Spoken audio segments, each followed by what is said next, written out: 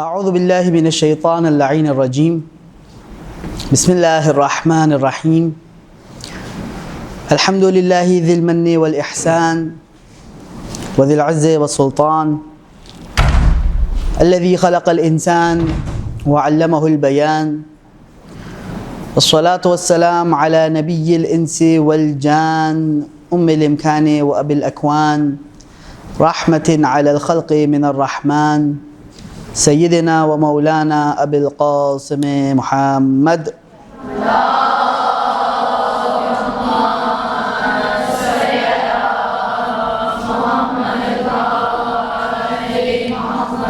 وعلى آلہ الذین هم خلفاء الرب المنان لا سیما بقیۃ اللہ الذی هو صاحب الزمان واللعنة الدائمة على اعدائهم من الآن الى آخر الزمان اما بعد. ایک درود بھیجیے محمد و آل محمد پر.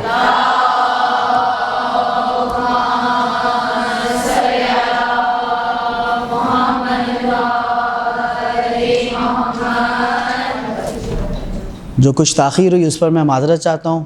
یہ شہر کہاں کہاں سے کھدا ہوا ہے اور کہاں کہاں سے نہیں کھدا ہوا. اس سے ناواقفیت کی وجہ سے ہم ہر اس رستے پہ چڑھ گئے جو کھدا ہوا تھا، تو پہنچتے پہنچتے تھوڑی دیر ہو گئی. امید ہے آپ عذر قبول فرمائیں گی. جو بتایا گیا ہے اور جیسا کہ واضح ہے کہ یہ ذاکرات کے اعتبار سے کورس جاری ہے، ایسا ہی ہے. اور پچھلے سال بھی ایسے ہی کورس میں ایسے ہی کسی دن میں اس ناچیز کو آپ کی خدمت میں حاضر ہونے کا موقع ملا تھا، اور یہ بھی بتایا گیا ہے کہ جو پچھلے سال طالبات تھیں ان میں سے بہت کم ہیں اور جو نئی طالبات ہیں وہ زیادہ ہیں. تو تاکہ مجھے تھوڑا اندازہ ہو جائے، آپ لوگوں میں سے جو پچھلے سال جو میرا والا لیکچر تھا اس میں موجود تھیں وہ ہاتھ اٹھا لیں گے پلیز. 1 2 3 4 5 چلیں بھائی 6. یہ تو بہت اچھی بات ہو گئی. سب سے پہلے تو آپ 6 کا امتحان ہو جائے گا، کیونکہ میں نے پچھلے سال ایک بات شروع کی تھی، اگر آپ 6 کو یاد ہو، اور وہ بات ظاہر ہے چلی تھی، لیکن اس میں مزید اور کچھ باتیں ہیں اور جو ہم ڈسکس کر سکتے ہیں اس حوالے سے. تو میرے ذہن میں یہ تھا کہ اس کو ہم کنٹینیو کریں گے. پھر ہمیں ذیشان بھائی نے بتایا کہ زیادہ تر لوگ نئے ہیں، تو ایک پچھلی بات کا ایک ریویو کرتے ہوئے ہمیں آگے چلنا پڑے گا تاکہ جو باقی ساری ہماری بہنیں ہیں وہ کنیکٹ ہو جائیں موضوع کے ساتھ. تو آپ 6 جنہوں نے ہاتھ اٹھا لیا تھا ان میں سے کوئی بتانا چاہیں گی کہ کیا ہماری ڈسکشن ہوئی تھی پچھلے سال؟ خیر ایک ہفتے بعد ہم جب ڈسکس کرتے ہیں کہ پچھلے ہفتے کیا ڈسکس ہوئی تھی تب بھی یاد نہیں ہوتا. اس میں تو سال کا بریک آ گیا، لیکن پھر بھی کسی کے ذہن میں کوئی بھی چھوٹی موٹی سی بات ہو تو آپ لوگ پلیز پیش کیجیے. جی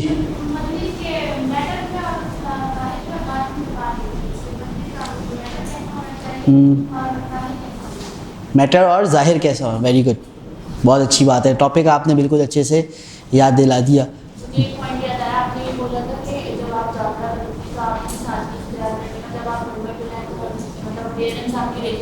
پرفیکٹ.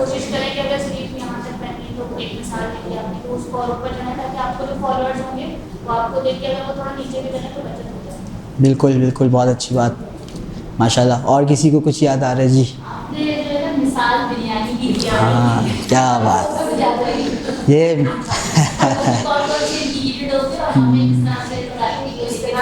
بریانی یاد رہ گئی. وہ بریانی کو ذاکری سے کس طرح جوڑا تھا وہ یاد آ رہا ہے کہ بس بریانی رہ گئی؟ وہ بتائیے.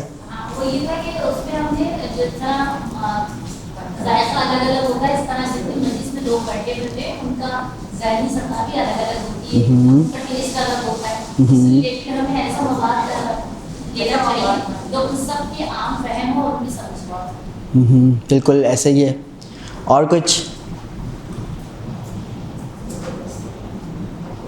ادھر سے بھی کسی نے ہاتھ اٹھایا تھا؟ جی کچھ بھی نہیں.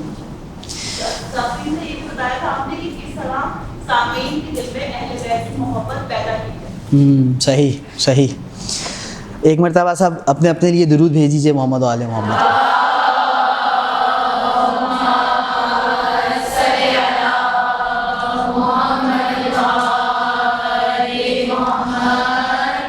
تو جو باتیں آپ لوگوں نے فرمائیں وہ بالکل صحیح ہیں، اور میں اب کوشش کرتا ہوں کہ ہم وقت پہ شروع تو نہیں کر سکے لیکن وقت پہ ختم کر دیں.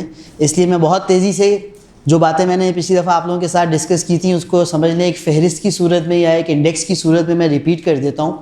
تاکہ جو سن چکی ہیں ان کے لیے ایک دفعہ یاد دہانی ہو جائے، اور جنہوں نے نہیں سن رکھا ان کے لیے ایک بات ان کے سامنے آ جائے، اور پھر اس ٹاپک کو مجھے آگے بڑھانے، اور ایک بہت ہی زیادہ اہم بات ہے جو آج کی بیٹھک میں ہم نے انشاءاللہ اسے ڈسکس کرنا ہے۔ تو میں نے شروع بریانی سے کیا تھا، ویسے اینڈ میں بریانی ہوتی ہے لیکن ہم نے شروع میں بریانی رکھی تھی۔ بات کچھ اس طرح میں نے شروع کی تھی کیونکہ ماشاءاللہ آپ سب ہماری بہنیں ہیں، بہت سی ان میں سے مائیں ہیں، تو ایک ماں ہے اس نے اپنے گھر میں اپنے بچے کو غذا دینی ہے۔ تو غذا کے اندر دو پہلو ہوتے ہیں، ایک اس کی غذائیت ہوتی ہے اور ایک اس کا ٹیسٹ ہوتا ہے۔ اور ماں کا بنیادی مقصد یا چاہت یہ ہوتی ہے کہ بہترین غذائیت والی غذا میری اولاد کے پاس جائے، یا میں جس کے لیے بھی بنا رہی ہوں گھر میں وہ بہترین غذائیت جائے، تاکہ انہیں جو طاقت درکار ہے اپنے معاملات کو آگے بڑھانے کے لیے وہ حاصل ہو۔ یہ بنیادی مقصد ہوتا ہے۔ لیکن اس بہترین غذائیت کے لیے آپ 4 سبزیاں ابال کے رکھ دیں دسترخوان پہ کہ بھائی اس کے اندر یہ گاجر ابال دیے، اس میں وائٹامن اے، آنکھیں آپ کی تگڑی ہو جائیں گی، اس کے ہم نے آلو ابال دیے، ہم نے یہ کدو ابال دیے، بینگن ابال، تو کوئی بھی نہیں کھائے گا۔ کیوں؟ کیونکہ غذائیت ٹھیک ہے، ہمارا مقصد یا کھانا دینے والے کا مقصد تو غذائیت ہے، لیکن اس کے ساتھ ایک ٹیسٹ بھی چیز ہوتی ہے، ٹھیک ہے نا؟ تو وہ غذائیت کے ساتھ ایک ٹیسٹ کو مینٹین کرنا پڑے گا تاکہ وہ جو بچہ ہے یا جو آپ کے گھر والے ہیں وہ کھانا کھائیں۔ اور آج کے دور میں نے یہ بات عرض کی تھی کہ یہ اور زیادہ مشکل ہے، کیونکہ پرانے آج سے 50 سال پہلے اگر ماں جیسا ٹیڑھا میڑھا کھانا بنا کے رکھ دیتی، بچے کے پاس کوئی اور چوائس ہی نہیں تھی، اس کو آخرکار وہی کھانا کھانا تھا، چاہے ابھی کھائے، چاہے 2 گھنٹے بعد کھائے، چاہے اگلے دن کھائے۔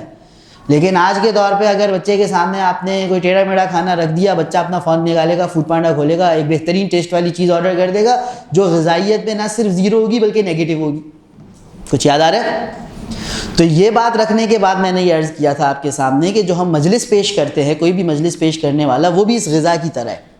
جو مجلس سنانے والا ہے اس کا بنیادی مقصد غذائیت دینا ہے، روح کی غذا پرووائڈ کرنا ہے اپنے سامعین کو، کہ یہ علم لے کر جائیں، معرفت لے کر جائیں، شعور لے کر جائیں، آگاہی لے کر جائیں، بصیرت لے کر جائیں۔ لیکن اس کھانے کے اندر آپ 4 ابلی ہوئی سبزیاں اپنی مجلس میں رکھ دیں تو وہ بندہ آپ کی مجلس نہیں سنے گا۔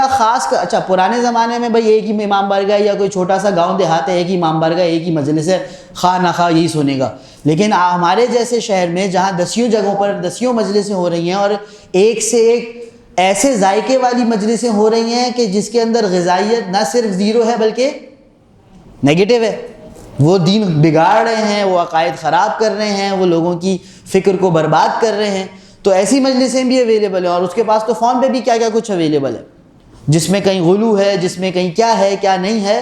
تو پھر میرا اور آپ کا زیادہ فرض بن جاتا ہے کہ ہم اپنی غذائیت کے ساتھ اس ٹیسٹ کو مینٹین رکھیں، تاکہ یہ جو میرا سننے والا ہے ایسا نہ ہو میرے ٹیسٹ کی کمی کی وجہ سے میرا کھانا ہی چھوڑ کر کوئی ایسا کھانا کھائے جو مضر صحت ہے اور جو اس کی روح اور فکر اور اس کے دین اور ایمان کو بیمار کر دے۔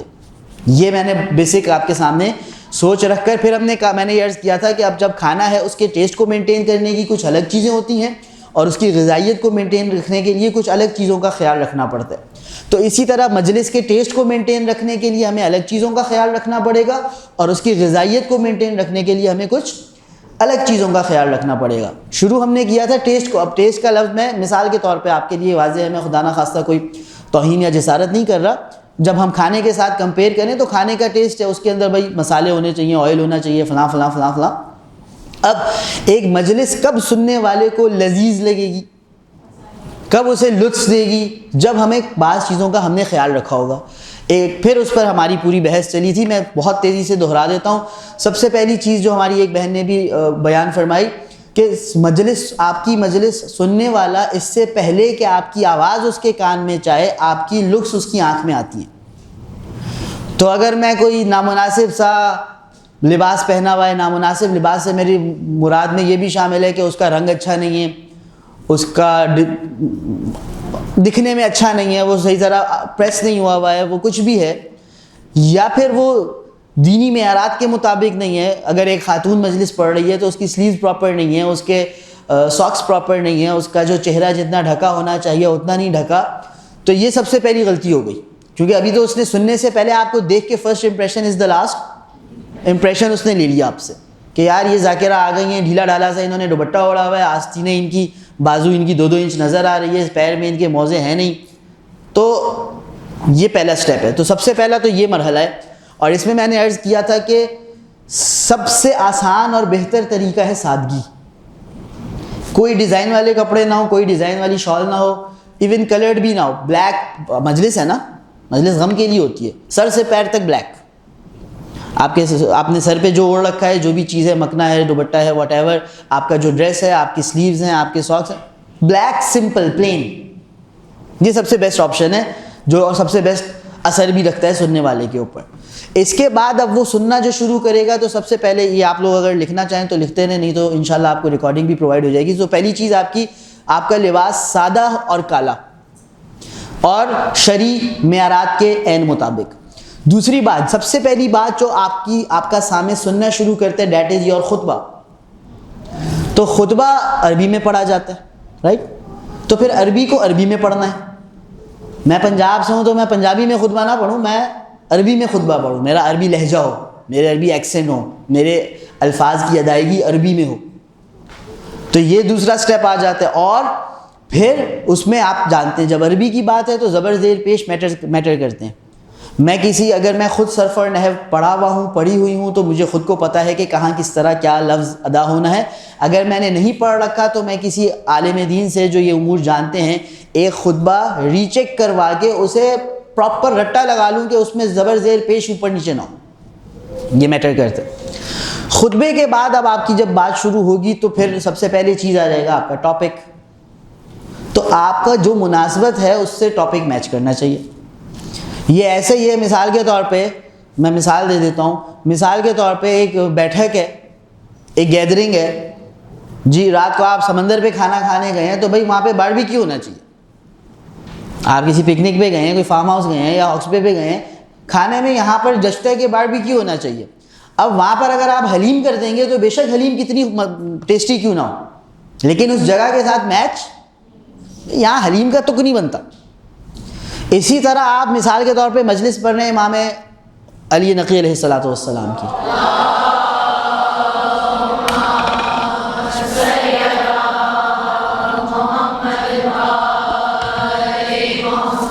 اور آپ پوری کی پوری مجلس from the beginning till and امام علی کی جنگیں آپ نے خندق, خیبر, احد, بدر سب پڑھ دی. بہت اچھی چیز ہے, یہ بہت پرلطف چیز ہے, لیکن اس جگہ پر وہ میچ. تو اگلی چیز جو ٹیسٹ کے لیے بہت امپورٹنٹ ہے, ہر گیدرنگ کا اپنا ایک کھانا ہوتا ہے, ہر چیز ہر جگہ پر نہیں جمتی. اسی طرح ہر ایک ایصال ثواب کی مجلس ہے تو اس کا ٹاپک کچھ اور ہونا چاہیے. ایک یہ ولادت کا جشن ہے تو جس کی ولادت ہے, جو صاحب ولادت ہے, اسی پہ پھر بات ہونی چاہیے. ٹھیک ہے, آپ کے 50 منٹ میں سے یا 40 منٹ میں سے 10-15 منٹ اگر آپ نے پنجتن کے اوپر ذکر کر دیا یا مولا علی کا تذکرہ ہو گیا, خیر ہے. لیکن یہ نہ ہو کہ 50 منٹ میں سے 45 منٹ آپ نے مولا علی کا تذکرہ کیا, صرف شروع میں 5 منٹ ان امام کا تذکرہ کیا جن کی ولادت تھی کہ جی اس تاریخ کو ولادت ہوئی. یہ اس کو آپ کے ٹیسٹ کو خراب کرے گا. اگلا بات جو میں نے آپ کے سامنے عرض رکھی تھی کہ ٹاپک جب آپ نے ڈیسائیڈ کر لیا اور وہ اس سے ریلیٹڈ ہے تو خطبے کے بعد جب ٹاپک سے ریلیٹڈ سب سے پہلے سرنامہ پڑھا جاتا ہے. سرنامہ کلام میں کوئی آیت یا حدیث. آیت زیادہ خوبصورت لگتی ہے حدیث کی نسبت, کیونکہ ظاہر ہے قرآن ہے, خدا کا کلام ہے. اگرچہ حدیث بھی اہل بیت کا کلام ہے, لیکن قرآن پھر خالق کا کلام ہے. تو کوشش یہ کریں کہ اگر آپ کر سکیں تو حدیث کی جگہ قرآن کو سرنامہ بنائیں.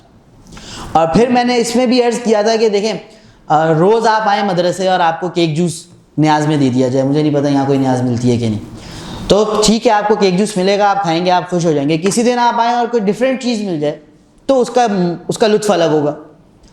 اسی طرح آپ ایصال ثواب کی فار ایگزامپل مجلس پڑھ رہی ہیں, اب آپ نے کل نفس ذائقۃ الموت, اب ہر دفعہ آپ وہی آیت پڑھیں گی تو ٹھیک ہے, روز کیک جوس مل رہا ہے آپ کھائیں گے, لیکن آپ تھوڑا سا اپنا سوچیں, دماغ استعمال کریں, ریسرچ کریں, کتابیں پڑھیں, دیکھیں موت سے متعلق اور بھی تو قرآن میں آیتیں ہیں.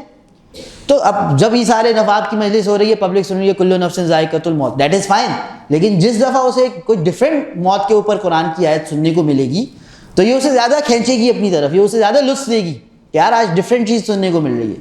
تو کوشش یہ کریں آپ کہ جو میں نے یہاں مجلس پڑھنی ہے, میں ہر دفعہ آیا مودت, آیا تطہیر, آیا ولایت, یہ جو مشہور آیتیں ہیں میں ان سے ہٹ کے اور آیتوں کو اپنے سرنامہ بناؤں, تو یہ کیا ہوگا, یہ ایک چینج ہوگا میرے آڈینس کے لیے, یہ سننے والے کو زیادہ مزہ دے گا. میرے ساتھ چل رہے ہیں آپ لوگ, پیچھے تو نہیں رہ گئے؟ ایک مرتبہ سب درود بھیج دیں.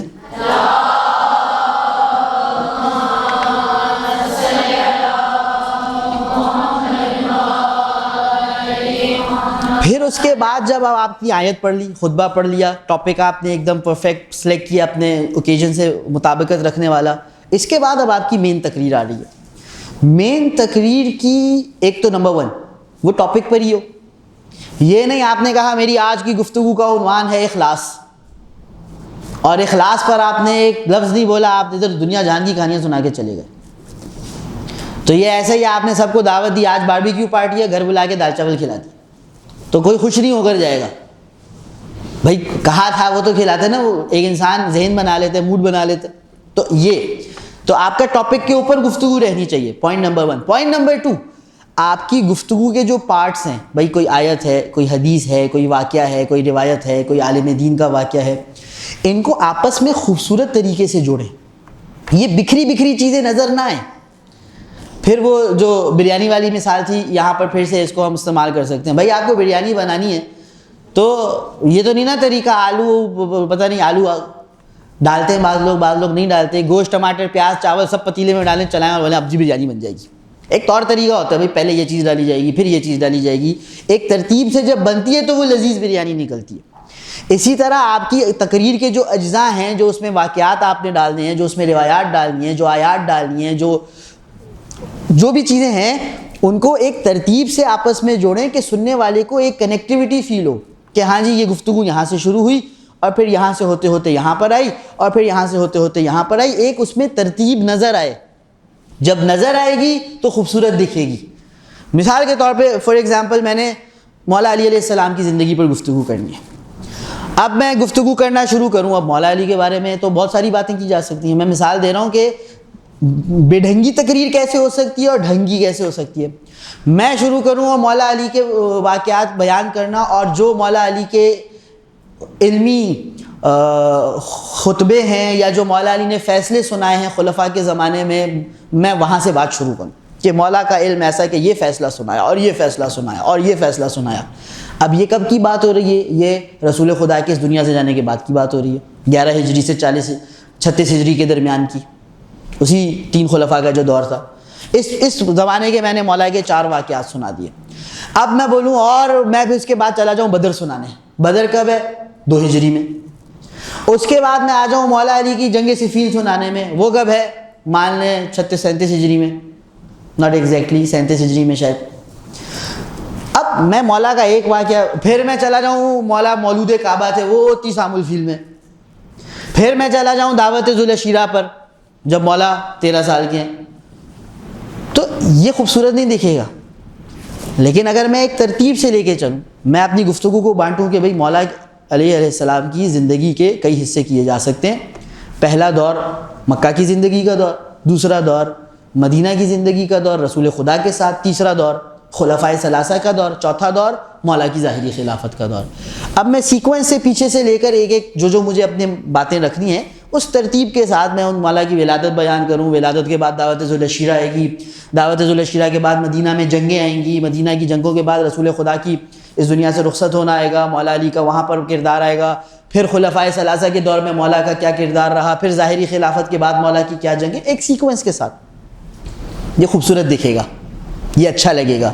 یہی چیزیں میں ابڑم توبڑم کر کے بکھری ہوئی اپنے سامعین کو سنا دوں, لوگ بھی سوچیں گے یار پتہ نہیں کہاں سے شروع ہوا کہاں ختم ہوا, کچھ سمجھ نہیں آئی. پوائنٹ کلیئر ہو رہا ہے؟ تو ٹاپک پر ہو اور جو چیزیں ہیں ان کو میں ایک ترتیب سے جوڑوں. وہ ترتیب یہ بھی ہو سکتی ہے کہ وہ ہسٹری کی ٹائم لائن کے اعتبار سے ترتیب ہے, وہ ترتیب تھوڑی ڈیفرنٹ بھی ہو سکتی ہے. ضروری نہیں کہ میں ہسٹری کی ٹائم لائن کے اعتبار سے ترتیب جوڑوں. یہ بھی ہو سکتی ہے کہ میں بولوں مولا کی جو اہم ترین صفات ہیں ان میں علم ہے اور شجاعت ہے, تو میں اب پہلے علم کو بیان کر رہا ہوں پھر شجاعت کو بیان کر رہا ہوں. یہ بھی ایک ترتیب ہے. میں یہ نہ کروں کہ مولا کے ایک علم کا واقعہ ایک شجاعت کا, ایک علم کا ایک شجاعت, میں زگزیگ کرتا رہا ہوں زگزیگ کرتا. یہ ترتیب نہیں ہے. امپورٹنٹ ہے کہ ترتیب ہو, چاہے وہ ایک ہسٹوریکل ترتیب ہو, وہ ایک ٹائم لائن کے اعتبار سے ترتیب ہو, وہ ٹاپک کے ہیڈز کے اور ہیڈنگز کے اعتبار سے ترتیب ہو. ترتیب ہونی چاہیے آپ کی گفتگو میں. سننے والا ایک ٹریک پہ آپ کے ساتھ ٹریول کرتا کرتا ایک نتیجے تک پہنچے. اچھا جی, اس کے علاوہ آپ لوگوں کے ذہن میں کچھ آ رہا ہے جو ہم نے ڈسکس کیا ہو؟ یہ سب اچھا، یہ سب اس کے ٹیسٹ کی بات ہو رہی ہے. ابھی ہم اس کے کنٹینٹ پہ نہیں آئے کہ اس کے اندر غذائیت کیسے ڈیولپ کرنی ہے. یہ تو تھا اس کے ٹیسٹ کیسا ہونا چاہیے. مصائب کے بارے میں بھی ہم نے کچھ گفتگو کی تھی، لیکن میرا ٹائم بہت تیزی سے آگے بڑھ رہا ہے، اس کو ابھی میں ڈراپ کر رہا ہوں. جب ہم غذائیت کے بارے میں آ جاتے ہیں، ایک دفعہ درود بھیجیں سب مل کے پلیز.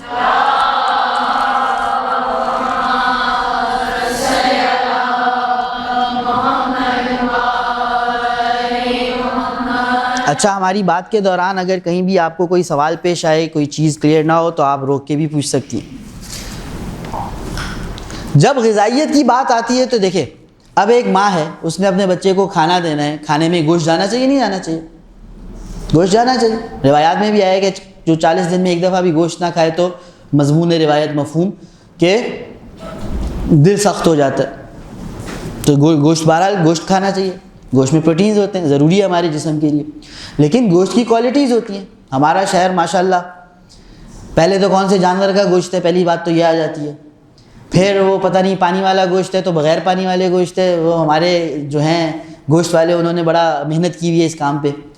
تو بھائی آپ اچھا گوشت، اچھے جانور کا گوشت، اچھے، آپ کو پتہ ہے روایات میں یہ مضمون موجود ہے منقول کہ دمبے کا گوشت سب سے بہترین ہے. اگر دمبے سے بہتر کوئی گوشت ہوتا تو اللہ تعالیٰ حضرت اسماعیل کی جگہ وہ والا جانور نازل کرتا. تو اب ایک ماں نے جب اپنے بچے کو کھانا دینا ہے، ٹیسٹ اس نے ڈیولپ کر لیا، تو اب وہ اس کا غذائیت کے اعتبار سے میٹیریل دیکھے گی کہ میں چاول کون سے ڈال رہی ہوں، میں گوشت کون سا ڈال رہی ہوں، میں سبزی کیسی ڈال رہی ہوں. گلی سڑی نہیں ہونی چاہیے، اچھی ہونی چاہیے، فریش ہونی چاہیے. ایون گوشت میں بھی، گوشت جتنا پرانا ہوتا ہے اتنا اس کا فائدہ کم ہوتا رہتا ہے. اگین یہ بھی روایات میں مضمون موجود ہے منقول کہ جتنا زندگی سے قریب گوشت کھایا جائے اتنا زیادہ فائدہ مند ہے. یعنی جانور زندہ تھا، اس سے جتنا قریب، یعنی اس کو ذبح کرنے کے جتنا قریب ہم گوشت کھا لیں اتنا اس کا زیادہ فائدہ ہے. یہ جو فریز کر کے ہم مہینوں بعد کھاتے ہیں، اس میں وہ فائدہ نہیں ہے فریش. تو یہ اس کو اپنی غذائیت کو مینٹین کرنے کے لیے اپنے کھانے میں ان چیزوں کا خیال رکھنا پڑ رہا ہے. سبزی کیسی ہے، گوشت کیسا ہے، مسالے کیسے استعمال ہو رہے ہیں، کون سے کمپنی کے، بھائی گھر میں مسالے بنائے جائیں، باہر کے کم لیے جائیں. ان کے اندر آرٹیفیشیل چیزیں ہوتی ہیں، ان کے اندر کیمیکلز ہوتے ہیں، پتہ نہیں ملاوٹیں ہوتی ہیں، کیا ہوتا ہے کیا نہیں ہوتا. اسی طرح جب میں مجلس بنا رہا ہوں تو جو میرا مجلس کا کانٹینٹ ہے اس کی کوالٹی بھی غذائیت کے اوپر اثر انداز ہے.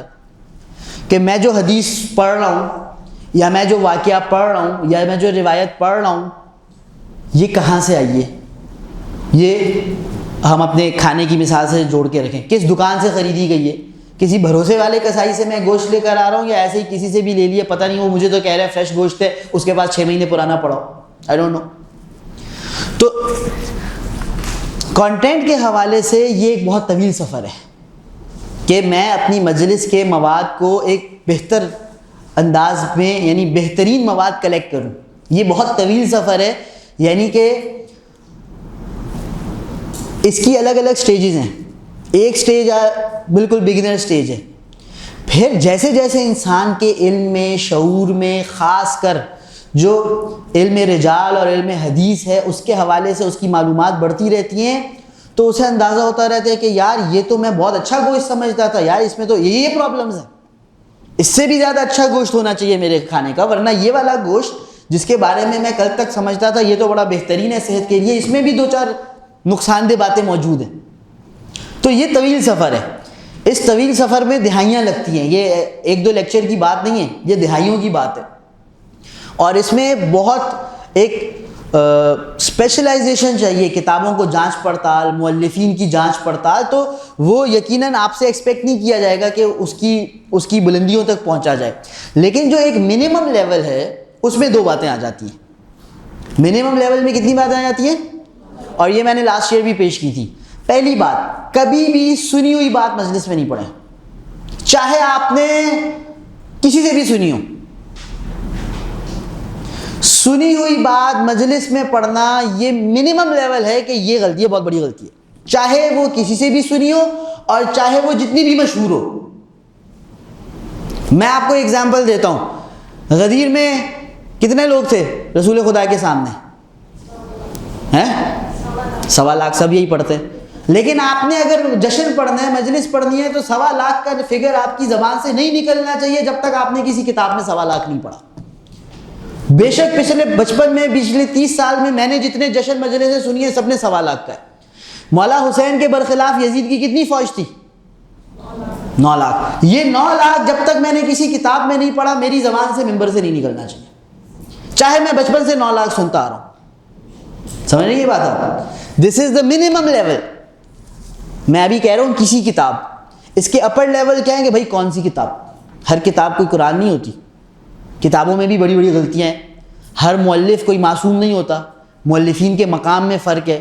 ایک مجھ جیسے بندے نے کتاب لکھ دی تو میں جو غلط بات بول رہا ہوں وہی تو میں کتاب میں بھی لکھ دوں گا. ایک عالم دین ہے, جلیل القدر ہے, اس کا ایک مقام ہے, اس نے کتاب لکھی, یہ اگلے لیولز ہیں. میں وہاں تک آپ کو جانے کی ابھی قطعی زحمت نہیں دوں گا. میں صرف آپ کے سامنے یہ پوائنٹ رکھ رہا ہوں کہ آپ نے اگر کوئی مجلس پڑھنی ہے تو جو معلومات, واقعات, احادیث آپ کی مجلس میں آپ کی زبان سے نکل رہے ہیں وہ آپ کتاب میں پڑھ کر پڑھیں. کتاب میں جو چیز آپ نے نہیں پڑھی, چاہے وہ بچے کو پتا ہو, وہ آپ نے نہیں پڑھنا. بات واضح ہو رہی ہے؟ یہ منیمم لیول ہے. 2 باتیں میں نے کہی تھی نا, منیمم لیول میں 2 باتیں آ جاتی ہیں. پہلی بات یہ. دوسری بات, اپنی مجلس کا کنٹینٹ نکالنے کے بعد اسے کسی عالم سے ویریفائی کروائیں. کسی عالم سے ویریفائی کروائیں. کیونکہ یہ جو میں نے ابھی اگلی بات بولی کہ بھئی ہر کتاب قرآن نہیں ہوتی, ہر مؤلف معصوم نہیں ہوتا, وہ آپ سے میں ایکسپیکٹ نہیں کر رہا, لیکن بہرحال علماء کا اس معاملے میں ایک نظر ہوتی ہے. تو اگر کوئی ایسی چیز اس میں ہوئی جو آپ نے تو کتاب سے نکال لی ہے لیکن وہ کتاب یا وہ مؤلف اس پائے کے نہیں ہیں کہ جس پائے کے ہونے چاہیے, تو وہ وہاں پر ایک آپ کی رہنمائی کر دیں گے. آپ کو فیوچر کے لیے بھی فائدہ ہو جائے گا کہ جی مجھے اس کتاب کی جگہ اس کتاب سے لینا چاہیے میٹر, اس مؤلف کی کتابوں کی بجائے اس مؤلف کی کتابوں کے اوپر مجھے زیادہ بھروسہ کرنا چاہیے. تو یہ 2 کم ترین باتیں ہیں. کتاب سے پڑھے بغیر کچھ نہ پڑھیں, چاہے وہ بات بچپن سے ہم سب سنتے آ رہے ہیں. اور جو میٹر آپ نے سلیکٹ کر لیا اپنی مجلس کے لیے وہ کسی عالم سے ویریفائی کروا لیں. ان کو بولیں ایک نظر دیکھ لیں, اس میں کوئی اعتراض ہے تو وہ بیان فرما دیں. یہ منیمم لیول ہے کہ آپ کا کھانا جو منیمم لیول کی غذائیت ہے اس میں ہو, اس میں مضر صحت چیزیں نکل جائیں. بات کلیئر ہو گئی؟ سب ایک مرتبہ درود بھیج دیجیے.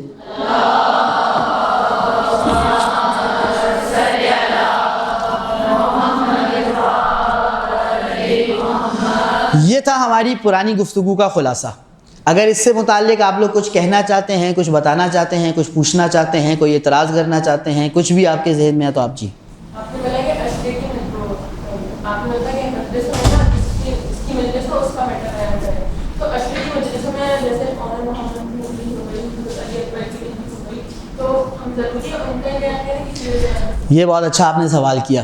دیکھیں جو محرم کا عشرہ ہوتا ہے نا, یا کوئی بھی عشرہ ہوتا ہے, اب بعض عشرے ہوتے ہیں جو ٹاپک کے ساتھ کے عشرے ہوتے ہیں. جیسے مثال کے طور پہ 15 محرم سے 25 محرم عشرہ سجادیہ, اب اس کا نام ہی عشرہ سجادیہ. بعض جگہ ہوتا ہے 10 سفر سے 20 صفر والے عشرے کا انہوں نے نام رکھا ہوتا ہے عشرہ زینبیہ. تو اب جب نام آ گیا نا تو اس کے ساتھ ٹاپک آ گیا. اب عشرہ سجادیہ ہے تو امام سجاد سے متعلق گفتگو رہنی چاہیے. اب ظاہر ہے 10 کی 10 مجلسیں امام سجاد پہ نہیں رہیں گی, لیکن ہر مجلس میں 10 منٹ امام سجاد پر گفتگو رہنی چاہیے.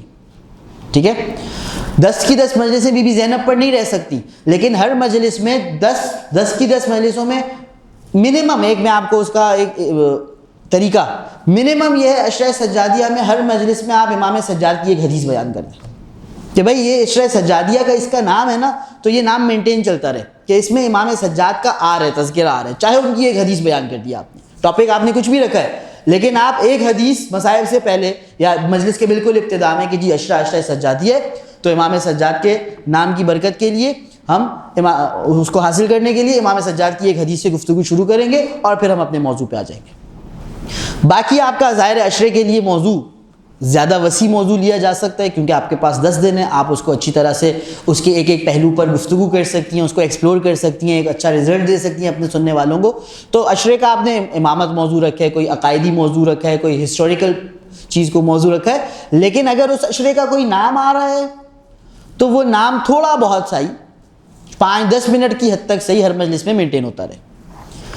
اور باقی جو جیسے پہلا عشرہ ہے تو جناب عون محمد, جناب قاسم, یہ مصائب کا ہوتا ہے, تو مصائب ان کے پڑھنے ہم نے. باقی جو تقریر ہے قبل از مصائب کی, اس میں تو ظاہر ہے جو ٹاپک آپ لے کے چل رہی ہیں آپ نے اسی کو لے کے چلنا. جی پڑھی خود سے اپنی جو ہم نے کتابوں میں پڑھا ہے. اب جیسے اتھینٹک عالم ہم مجھے سن رہے ہیں ہم وہ روایات پڑھ سکتے ہیں ان سے سن لی نا آپ نے, اور اس کا ریفرنس انہوں نے بتایا ہوگا, یا آپ پوچھ لیں یا آپ معلوم کر لیں اور کتاب سے پڑھیں اور پھر پڑھ دیں. عالم نے, دیکھیں میں یہ نہیں کہہ رہا کہ آپ جو علماء کی باتیں ہیں ان سب کو وہ غلط ہیں اس کو سائڈ میں رکھیں اور کتابوں میں گھس جائیں, نہیں وہ صحیح ہیں, لیکن آپ اب ذاکر ہیں, آپ آڈینس نہیں ہیں. یہ آڈینس کا کام ہے کہ وہ بولنے والے کی بات سن کے اٹھ کے چلا جائے. جو اب ذاکرہ کی کرسی پر بیٹھ گئی خاتون, اب اس کا اس سے ایک لیول بڑھ کے رسپانسبلٹی ہے. انہوں نے پڑھا ہے, اب میں جا کر کتاب سے وہی واقعہ پڑھ لوں اور پھر میں آگے ممبر پہ پڑھ دوں. لیکن یہ کتاب کو اسکپ کر کے میں ان سے ڈائریکٹ لے کر ممبر پہ پڑھوں تو پھر مجھ میں اور وہ, میں ایک ذاکرہ یہاں بیٹھ کے مجلس پڑھ رہی ہے اور 10 مجلس یہاں پہ سن رہی ہیں, اور پچھلی رات یہی 10 کی 10 وہ مولانا صاحب کی مجلس میں تھی, تو مجھ میں اور ان میں پھر فرق کیا رہ گیا؟ اب انہوں نے بھی وہ سن لی, میں نے بھی وہ سن لی, اور یہاں سے آگے دوبارہ سے پڑھ دی. تو جب میں اوپر اونچی کرسی پر میں بیٹھ رہا ہوں تو میرے اوپر ایک ذمہ داری بھی اونچی آ رہی ہے, اور اس کا منیمم لیول یہ ہے کہ میں پھر صرف سن کر نہ آگے پہنچاؤں, میں سن کے کتاب پہ جاؤں اور پھر کتاب سے ہو کے آگے پہنچاؤں. اور کچھ تو نہیں ہے؟ الحمدللہ. اچھا جی, اب میں اپنی گفتگو کو آج کے لیے جو میں آپ کے لیے ایک اہم ترین بات لے کر آیا ہوں وہ آگے بڑھاتا ہوں, اور وہ اس اعتبار سے ہے کہ اچھا پہلے آپ لوگوں سے میں یہ پوچھنا چاہوں گا کہ آپ لوگوں میں سے کون سی ایسی بہنیں ہیں جو مجالس پڑھ رہی ہیں آلریڈی ماشاءاللہ سے؟ 1 2 3 4 5 6. اچھا چلیں میں یہاں سے شروع کرتا ہوں. آپ پڑھ رہی ہیں ماشاءاللہ سے مجلس ہیں. آپ نے آخری مجلس کب پڑھی تھی؟ پچھلے محرم میں پڑھی تھی. کس ٹاپک پہ پڑھی تھی؟ مولا علی پہ پڑھی تھی. اور یہاں کس کا ہاتھ اٹھا تھا 1 بائی 1؟ سب کا انٹرویو ہوگا جی. لاسٹ آخری جو مجلس تھی آپ کی وہ کیا ٹاپک پہ تھی؟ مولا علی پڑھی تھی جی. کب پڑھی تھی؟ محرم میں ہی پڑھی تھی جی. جناب مسلم ابن عقیل پہ جی. امام موسیٰ کاظم پر کب؟ 25 رجب میں پڑھی تھی آپ نے ماشاءاللہ جی. کس موضوع پہ؟ موت کے موضوع پہ. صحیح. اور کوئی رہ تو نہیں گیا یہاں کا؟ چلے جائیں ہم اس سائڈ پہ جی. اصالِ ثواب کی مجلس پڑھی تھی جی بھائی. سر آپ نے پڑھی لاسٹ ایئر, اور ہمارا مختہ فضائل مولا علی علیہ السلام, واجبان مولا علی علیہ السلام. ماشاءاللہ ماشاءاللہ. حجاب پر پڑھی تھی, کیا بات ہے جی. نماز پر پڑھی. کب؟ پچھلے سال جی. 28 رجب روانگی کی. موضوع کیا تھا؟ روانگی کے حوالے سے ہی تھی. بہت عمدہ جی. امام رضا علیہ السلام کے واسطے جی. موت پہ کب پڑھی تھی؟ دسمبر میں, جون 6 مہینے پہلے. کوئی رہ تو نہیں گیا؟ اچھا جی چلیں بہت اچھی بات ہے. اب دیکھیں آپ لوگوں کی ابھی ہم نے جو چھوٹا سا سروے کیا ہے اس میں آپ لوگوں میں سے زیادہ تر نے مولا علی علیہ السلام کے فضائل پر ہی مجلس پڑھی ہے, ٹھیک ہے نا. بہت اچھی بات ہے, لیکن ہمیں تھوڑا سا اور ویرائٹی لانی چاہیے. اچھا اس میں ویرائٹی بھی 2 طرح سے ہو سکتی ہے. ایک دفعہ آپ مولا علی ہی کے فضائل پر مجلس پڑھنی ہے, لیکن جو زیادہ باتیں بیان نہیں ہوتی نارملی وہ آپ کتابوں سے ڈھونڈ کے لا رہی ہیں. یہ نہیں آپ نے یوٹیوب پہ کسی ذاکر کی دیکھی اور وہی آگے کاپی پیسٹ کر کے چھاپ دی. یہ تو بالکل ہی غلط ہے. آپ کتابوں پڑھیں, مطالعہ اپنا بڑھائیں. دیکھیں ایک چیز بہت امپورٹنٹ ہے, اگر مجھے کچھ آؤٹ پٹ دینا ہے تو میرا مسلسل آؤٹ پٹ اسی صورت میں رہ سکتا ہے جب میرا مسلسل ان پٹ آتا رہے. کریکٹ؟ ایک فیکٹری ہے, کپڑے بنا کے آگے اس سے نکلتے ہیں, تو اس سے کپڑے سل کر اسی وقت آ سکتے ہیں جب پیچھے سے را میٹیریل اس کا مسلسل, پیچھے سے را میٹیریل کی سپلائی اگر بند ہو جائے گی تو خلاص پھر یہ نئے کپڑے بنا کر نہیں دے سکے گی. تو اگر میں نے واقعاً ممبر کی خدمت کرنی ہے اور میں نے یہ سوچا ہے کہ مجھے مجالس پڑھنی ہیں, تو میرا ان پٹ مسلسل رہنا چاہیے. میرا مسلسل ان پٹ رہے گا تو مسلسل آؤٹ پٹ رہ سکے گا. جدھر میرا پیچھے سے ان پٹ آنا بند ہو جائے گا میرا آؤٹ پٹ ختم ہو جائے گا. کا مطلب کیا ہے؟ یعنی میں مجلس اگر پڑھ بھی رہوں گا تو پھر میں ادھر ادھر کی کہانیاں سنا رہا ہوں گا, کیونکہ میرے پاس ہے ہی نہیں تجوری میں کچھ, پیچھے کچھ ہے ہی نہیں کہ جو میں نے کچھ حاصل ہی نہیں کیا جو میں آگے کنوے کروں. تو میں کیا کروں گا؟ ادھر ادھر کی باتیں, بیتو کی باتیں. یہ پھر جنک فوڈ ہو جائے گا, یہ پھر غذائیت والی مجلس, یہ پیٹ بھر دے گی لوگوں کا. ہو سکتا ہے اگر مجھے اچھے الفاظ کی ادائیگی آتی ہے, اچھا انداز ہے, تو لوگوں کو مزہ بھی آ جائے, لیکن یہ کھانا بالکل کچرا ہے, کسی کام کا نہیں ہے. تو یہ بات اگر میں نے مجلس پڑھنی ہے اور اگر میں نے ممبر کی خدمت کرنی ہے تو مجھے اپنی زندگی کا لازمی جزو بنانا ہے مطالعہ, بک ریڈنگ. میرے پاس کتابیں ہونی چاہیے, اور وہ کتابیں ایسی نہ ہوں کہ جو پڑھی ہوئی ہیں اور اس پہ ڈسٹ بیٹھ گئی ہے. وہ ایسی ہونی چاہیے جو میں پڑھوں. میرے روزانہ کے ٹائم ٹیبل میں کتابیں پڑھنے کا وقت ہونا چاہیے, روزانہ کے ٹائم ٹیبل میں. ایک ریسٹورینٹ ہے, روزانہ اس کے پاس را میٹیریل آتا ہے, ایک دن بھی نہیں آئے گا اس کی پرفارمنس خراب ہو جائے گی, اس کا گاہک ٹوٹ جائے گا. میرا مطالعہ روزانہ کی بنیاد پر ہونا ضروری ہے. اب وہ ہر کسی کا اپنے اس کی زندگی ہے, اس کی روٹین ہے. کوئی آدھا گھنٹہ رکھتے ہیں, کوئی 1 گھنٹہ رکھتے ہیں, کوئی کتنا رکھتے ہیں. کسی کو شوق ہے تو وہ شوق میں ہی 3 گھنٹے کتابیں پڑھ لیتا ہے. کوئی مجھ جیسا نکما ہے, شوق نہیں ہے, تو وہ مجبوری کے تحت کہ بھائی یہ میرا کام ہے تو مجھے یہ کام کرنا ہے, وہ پڑھتا ہے. لیکن کتابیں پڑھنا میرے اور آپ کے لیے ضروری ہے. تو یہ بات اپنے ذہنوں میں رکھیں. اور جب ہم کتابیں پڑھیں گے تو ہمارے پاس نئی چیزیں آئیں گی, اس بات کا یقین رکھیے. جب ہم کتابیں پڑھیں گے تو ہمارے پاس نئی چیزیں آئیں گی. بہت کتابوں میں بہت چیزیں پڑھی ہوئی ہیں جو لوگوں کو پتہ ہی نہیں ہے. اگر میں کتابیں مسلسل پڑھتا رہوں گا اور اچھی کتابیں پڑھتا رہوں گا تو میرے پاس بہت سے ایسا معلومات آتی رہیں گی کہ جو میں ممبر سے آگے اپنے سننے والوں تک کنوے کر سکتا ہوں. اگر میں اوتھینٹک کتاب پڑھ رہا ہوں, اچھی کتاب پڑھ رہا ہوں, تو وہ معلومات اوتھینٹک بھی ہوں گی, وہ معلومات نئی بھی ہوں گی, وہ غذائیت سے بھرپور ہوں گی, رچ ہوں گی وہ معلومات. تو ایک تو یہ بات ویرائٹی, اگر میرے مطالعہ اچھا ہے تو میری گفتگو میں خود بخود ویرائٹی آئے گی. میں ہر دفعہ کوئی نئی بات, کیونکہ میں, اور یہ بات بھی ذہن میں رکھیں. اچھا, آپ لوگوں میں سے آپ کتنے عرصے سے مجلسیں پڑھنی ہیں؟ بچپن سے ہی, ماشاء اللہ. اندازاً کتنے سال ہو گئے ہوں گے کہہ لیں تو, سالوں میں 10 سال. یہاں پہ کون کون ہے جو 10 سال سے زیادہ پہلے سے مجلسیں پڑھ رہی ہیں؟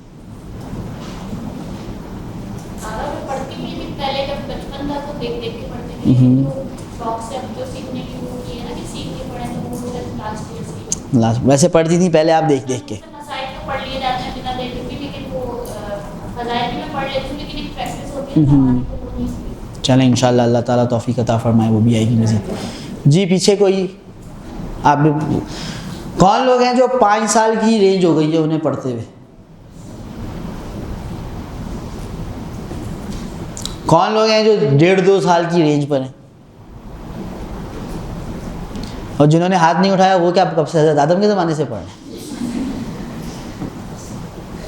چلے پوائنٹ جو آپ کے سامنے رکھنا چاہ رہا ہوں, اسپیشلی جو بگنر ہے, یعنی اس نے نئی مجلسیں پڑھنا شروع کی ہیں, تو اس کو ایک مجلس بنانے کے لیے 5-7 گھنٹے تو آرام سے لگیں گے.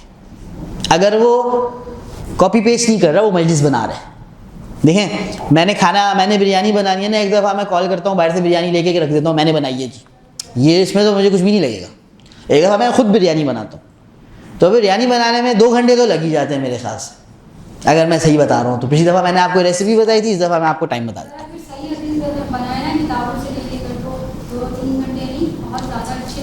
ایسے ہی ہے, بالکل ایسے ہی ہے. میں یہ عرض کیا تھا 5-7 گھنٹے لگ جاتے ہیں کم سے کم, اگر آپ مجلس بنا رہی ہیں, مجلس چھاپ رہی نہیں ہیں. تو یہ بات ذہن دیکھیں. میں آپ کو ابھی بریانی پر آ جاتے ہیں واپس سے. 2-3 گھنٹے لگ جاتے ہیں بریانی بنانے میں, 0 سے اینڈ تک. غلط کہہ رہا ہوں تو آپ بتا دیجیے گا مجھے, میں تکا لگا رہا ہوں. 2-3 گھنٹے 0 سے اینڈ تک, مطلب جو آپ نے کاٹم کاٹی شروع کرنی ہے سے لے کر دم جب کھول کر اس کی خوشبو نے پھیل جانا پوری. 2 گھنٹے لگ جاتے ہیں نا, 1 گھنٹہ. چلیں اب اس کا پھر حل یہ ہے کہ آپ لوگوں کو 1 گھنٹہ دیا جائے اور بولیں اب بنا کے دکھائیں. چلیں ٹھیک ہے, امپورٹنٹ یہ ہے کہ 1 گھنٹہ کہہ لیتے ہیں. جو 2 گھنٹے کہہ رہے ہیں انہیں 2 گھنٹے کہہ لیتے ہیں. ابھی ہم سپوز کر لیتے ہیں کہ 2 گھنٹے لگ جاتے ہیں. اگر آپ کو کہا جائے آدھے گھنٹے میں بریانی بنائیں تو پھر کیا بنے گا؟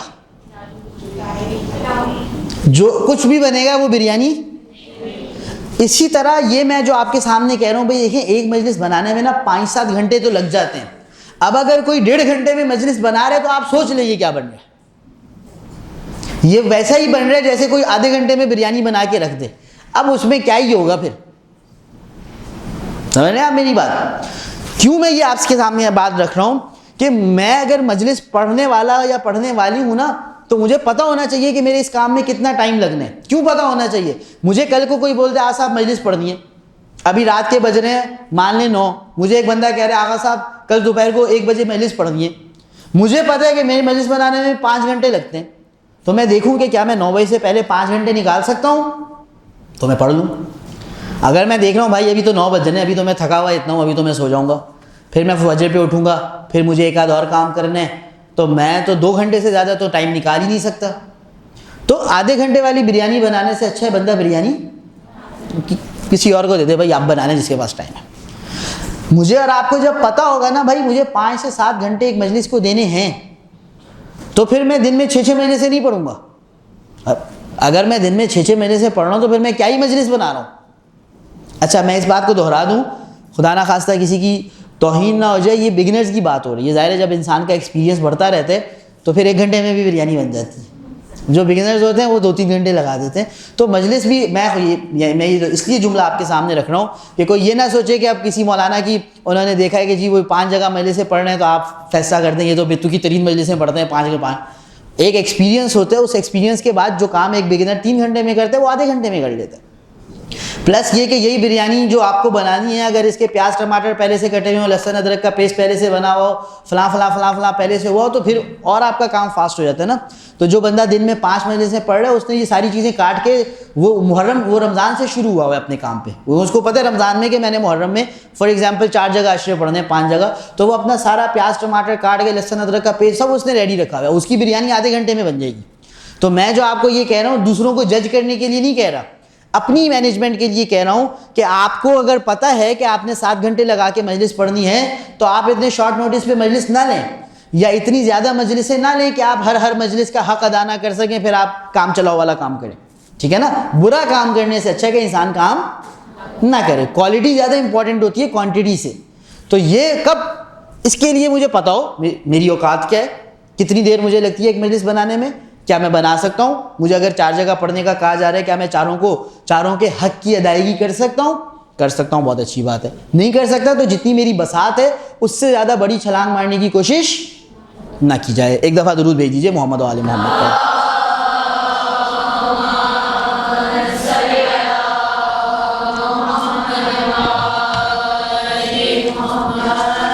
اور آج کی سب سے اہم اور آخری بات, محرم کا مہینہ آ رہا ہے. اچھا آپ لوگوں میں سے کون سی خواتین ہیں ہاتھ اٹھا لیجیے گا کہ جو ابھی محرم جو آ رہے ہیں اس میں ان کی مجالس پڑھنی ہیں, انہوں نے یہ بات طے ہے کہ انہوں نے پڑھنی ہے انشاءاللہ. ماشاءاللہ بہت اچھی بات. تو پھر تیاری انشاءاللہ چل رہی ہوگی, بلکہ اب تو اختتامی مراحل میں آ چکی ہوگی. منبر, مجلس, ذکر امام حسین علیہ السلام, فرش عزا, یہ جوڑنے کی چیز ہے. اسی منبر سے, اسی فرش عزا سے صرف مسلمان اہل سنت نہیں, ہندو بھی آ کے جڑتے ہیں, جو جہاں پہ ہندو رہتے ہیں ہمارے یہاں انٹیریئر سندھ میں, انڈیا میں. اسی پر عیسائی بھی آتے ہیں, اسی پر غیر مسلمان دوسرے فرقوں کے سب آتے ہیں. منبر, میں دہرا رہا ہوں جملہ, منبر, مجلس, فرش عزا, ذکر اہل بیت علیہم السلام, یہ جوڑنے کی چیز ہے. خدا را ایسا نہ ہو کہ ہماری مجلس دوسروں کو نہیں جوڑ رہی بلکہ ہمیں ہی متفرق کر رہی ہے. ایسا نہ ہو مجلس میں کہ میری مجلس نہ صرف یہ کہ کسی عیسائی کو بھی فرش عزا پر نہیں لے کر آ رہی, نہ صرف یہ کہ کسی ہندو کو فرش عزا پر نہیں لے کر آ رہی, نہ صرف یہ کہ کسی اہل سنت برادر کو فرش عزا پر نہیں لے کر آ رہی, بلکہ 4 شیعہ بھی میری مجلس سے اٹھ کے چلے جائیں. اگر میری مجلس ایسی ہے تو مجھے اپنی مجلس کو ریویو کرنا چاہیے. دوسری بات، یا ایسا کیوں ہوتا ہے، یا اس سے کیسے بچا جا سکتا ہے. اب آپ خود ہی ان چیزوں کو جوڑتے رہیں. یہ بات یاد رکھیں. معصوم کتنے ہیں؟ بتا دیں سب مل کے ایک دفعہ، کتنے؟ 14. معصوم وہ ہستی ہے کہ جس میں خطا کا امکان. معصومین کے علاوہ جتنے بھی لوگ اس دنیا میں جیتے ہیں سب خطا کر سکتے ہیں. خطا کر سکتے ہیں، یہ نہیں صرف کر سکتے ہیں، کرتے نہیں، کرتے بھی ہیں. میں اگر آپ کے سامنے 1.5 گھنٹہ بات کروں، عین ممکن ہے اس میں 4 غلطیاں ہوں. عین ممکن ہے. وہ غلطیاں الگ ہو سکتا ہے میرا انداز غلط ہو، کوئی بولے آپ کا انداز اچھا نہیں تھا. ہو سکتا ہے میری بات کا جو سٹیٹس میں بتا رہا ہوں وہ غلط ہو، اس میں غلطی ہو سکتی ہے. اس بات کو سمجھ لیجئے کہ جو ممبر پہ بھی بیٹھ رہا ہے، چاہے وہ کوئی بھی ہو، چاہے وہ شیروانی اور ٹوپی پہن رہا ہے یا وہ امامہ پہن رہا ہے، چاہے وہ پاکستان میں ہی تعلیم حاصل کیے ہوئے ہے یا باہر سے تعلیم حاصل کر کے آیا ہے، چاہے وہ قم سے پڑھ کر آیا ہے یا وہ نجف سے پڑھ کر آیا ہے، چاہے اس کی داڑھی سفید ہے یا اس کی داڑھی کالی ہے، چاہے اس کا امامہ سفید ہے یا اس کا امامہ کالا ہے، جو بھی ہے معصوم. جب معصوم نہیں ہے تو غلطی ہوگی. انسان ہے. 1 گھنٹہ وہ مسلسل بول رہا ہے، اس سے غلطی ہو سکتی ہے. سننے والے بولنے والے کو غلطی کا مارجن نہیں. اور اگر کسی سے غلطی ہو گئی، غلطی کے علاوہ ایک اور چیز بھی ہے، اس سے میرا اختلاف رائے بھی ہو سکتا ہے. ہو سکتا ہے وہ اس چیز کو صحیح سمجھ رہے اور میں اس چیز کو صحیح. ایک دوسرے کے اختلاف کا احترام کرنے کے لیے دل بڑا کریں. ہمارے ہاں ایک گروہ اگر دوسرے گروہ کی مجلس میں نہیں جاتا تو کیوں؟ یار وہ ایسی باتیں کرتے ہیں. دوسرا گروہ پہلے کی مجلس میں نہیں آتا تو کیوں؟ یار ان کے یہاں ایسی باتیں ہوتی ہیں. بھائی ٹھیک ہے، اگر آپ کو لگتا ہے کہ یہ بات درست نہیں ہے، آپ کا ان سے ایک اختلاف ہے، غور کیجیے گا اس جملے پر. اختلاف کو اختلاف رہنے دیجئے، مخالفت مت بنائیے. ایک کوئی مولانا صاحب ایک جگہ مجلس پڑھتے ہیں، وہ ایک بات کہہ دیتے ہیں، میرا اس بات سے اختلاف رائے. میں یہ بالکل کہہ سکتا ہوں کہ ان آغا صاحب نے جو یہ بات کہی ہے ان کی رائے ہے، اس کا احترام ہے، لیکن میری رائے یہ ہے. اپنی مجلس میں یہ کہہ دوں، اس میں کوئی حرج نہیں ہے، کوئی حرج نہیں ہے. لیکن میں اپنی مجلس میں کہوں بعض لوگ ایسے ہیں جو ایسی باتیں کرتے ہیں، یہ شمر کی مجلس ہے، یہ فلانے کی مجلس ہے، یہ فلان جگہ کا ایجنٹ ہے، یہ اختلاف نہیں ہے، یہ ہے مخالفت. کیا ہے؟ مخالفت نہیں کریں ایک دوسرے کی، اختلاف بھرپور کریں. ڈفرینس آف اوپینین رکھنا ہر کسی کا رائٹ ہے. ایک بڑا خوبصورت جملہ تھا کہ اظہار رائے میرا حق ہے. میری ایک رائے ہے تو اس کا اظہار کرنا میرا حق ہے، اور اختلاف رائے رکھنا آپ کا استحقاق ہے. آپ میرے ساتھ اختلاف کریں، یہ آپ کا حق ہے. لیکن جو حق نہ مجھے ہے نہ آپ کو ہے وہ یہ ہے کہ میری اگر ایک رائے ہے تو یہ رائے دیکھ کر آپ کہیں آپ تو مقصر ہیں، اور آپ کی رائے دیکھ کر میں کہوں آپ تو غالی ہیں. یہ حق نہ مجھے ہے نہ یہ حق. لوگوں کو جج نہیں کریں. کسی خطیب کو، کسی مجلس پڑھنے والے کو اس کی کسی الفاظ کی بنیاد پر جج نہیں کریں گے. یہ تو MI6 کا ایجنٹ ہے، اس کو تو فلان جگہ سے فنڈنگ ہوتی ہے. یہ حق آپ کو حاصل نہیں ہے. اگر وہ بات آپ کو لگ رہا ہے کہ وہ مختلف کر رہے ہیں، اور دیکھیں یہ ایک ریالٹی ہے، یہ کوئی ڈھکی چھپی بات نہیں ہے، ایک ایگزسٹنگ ریالٹی ہے.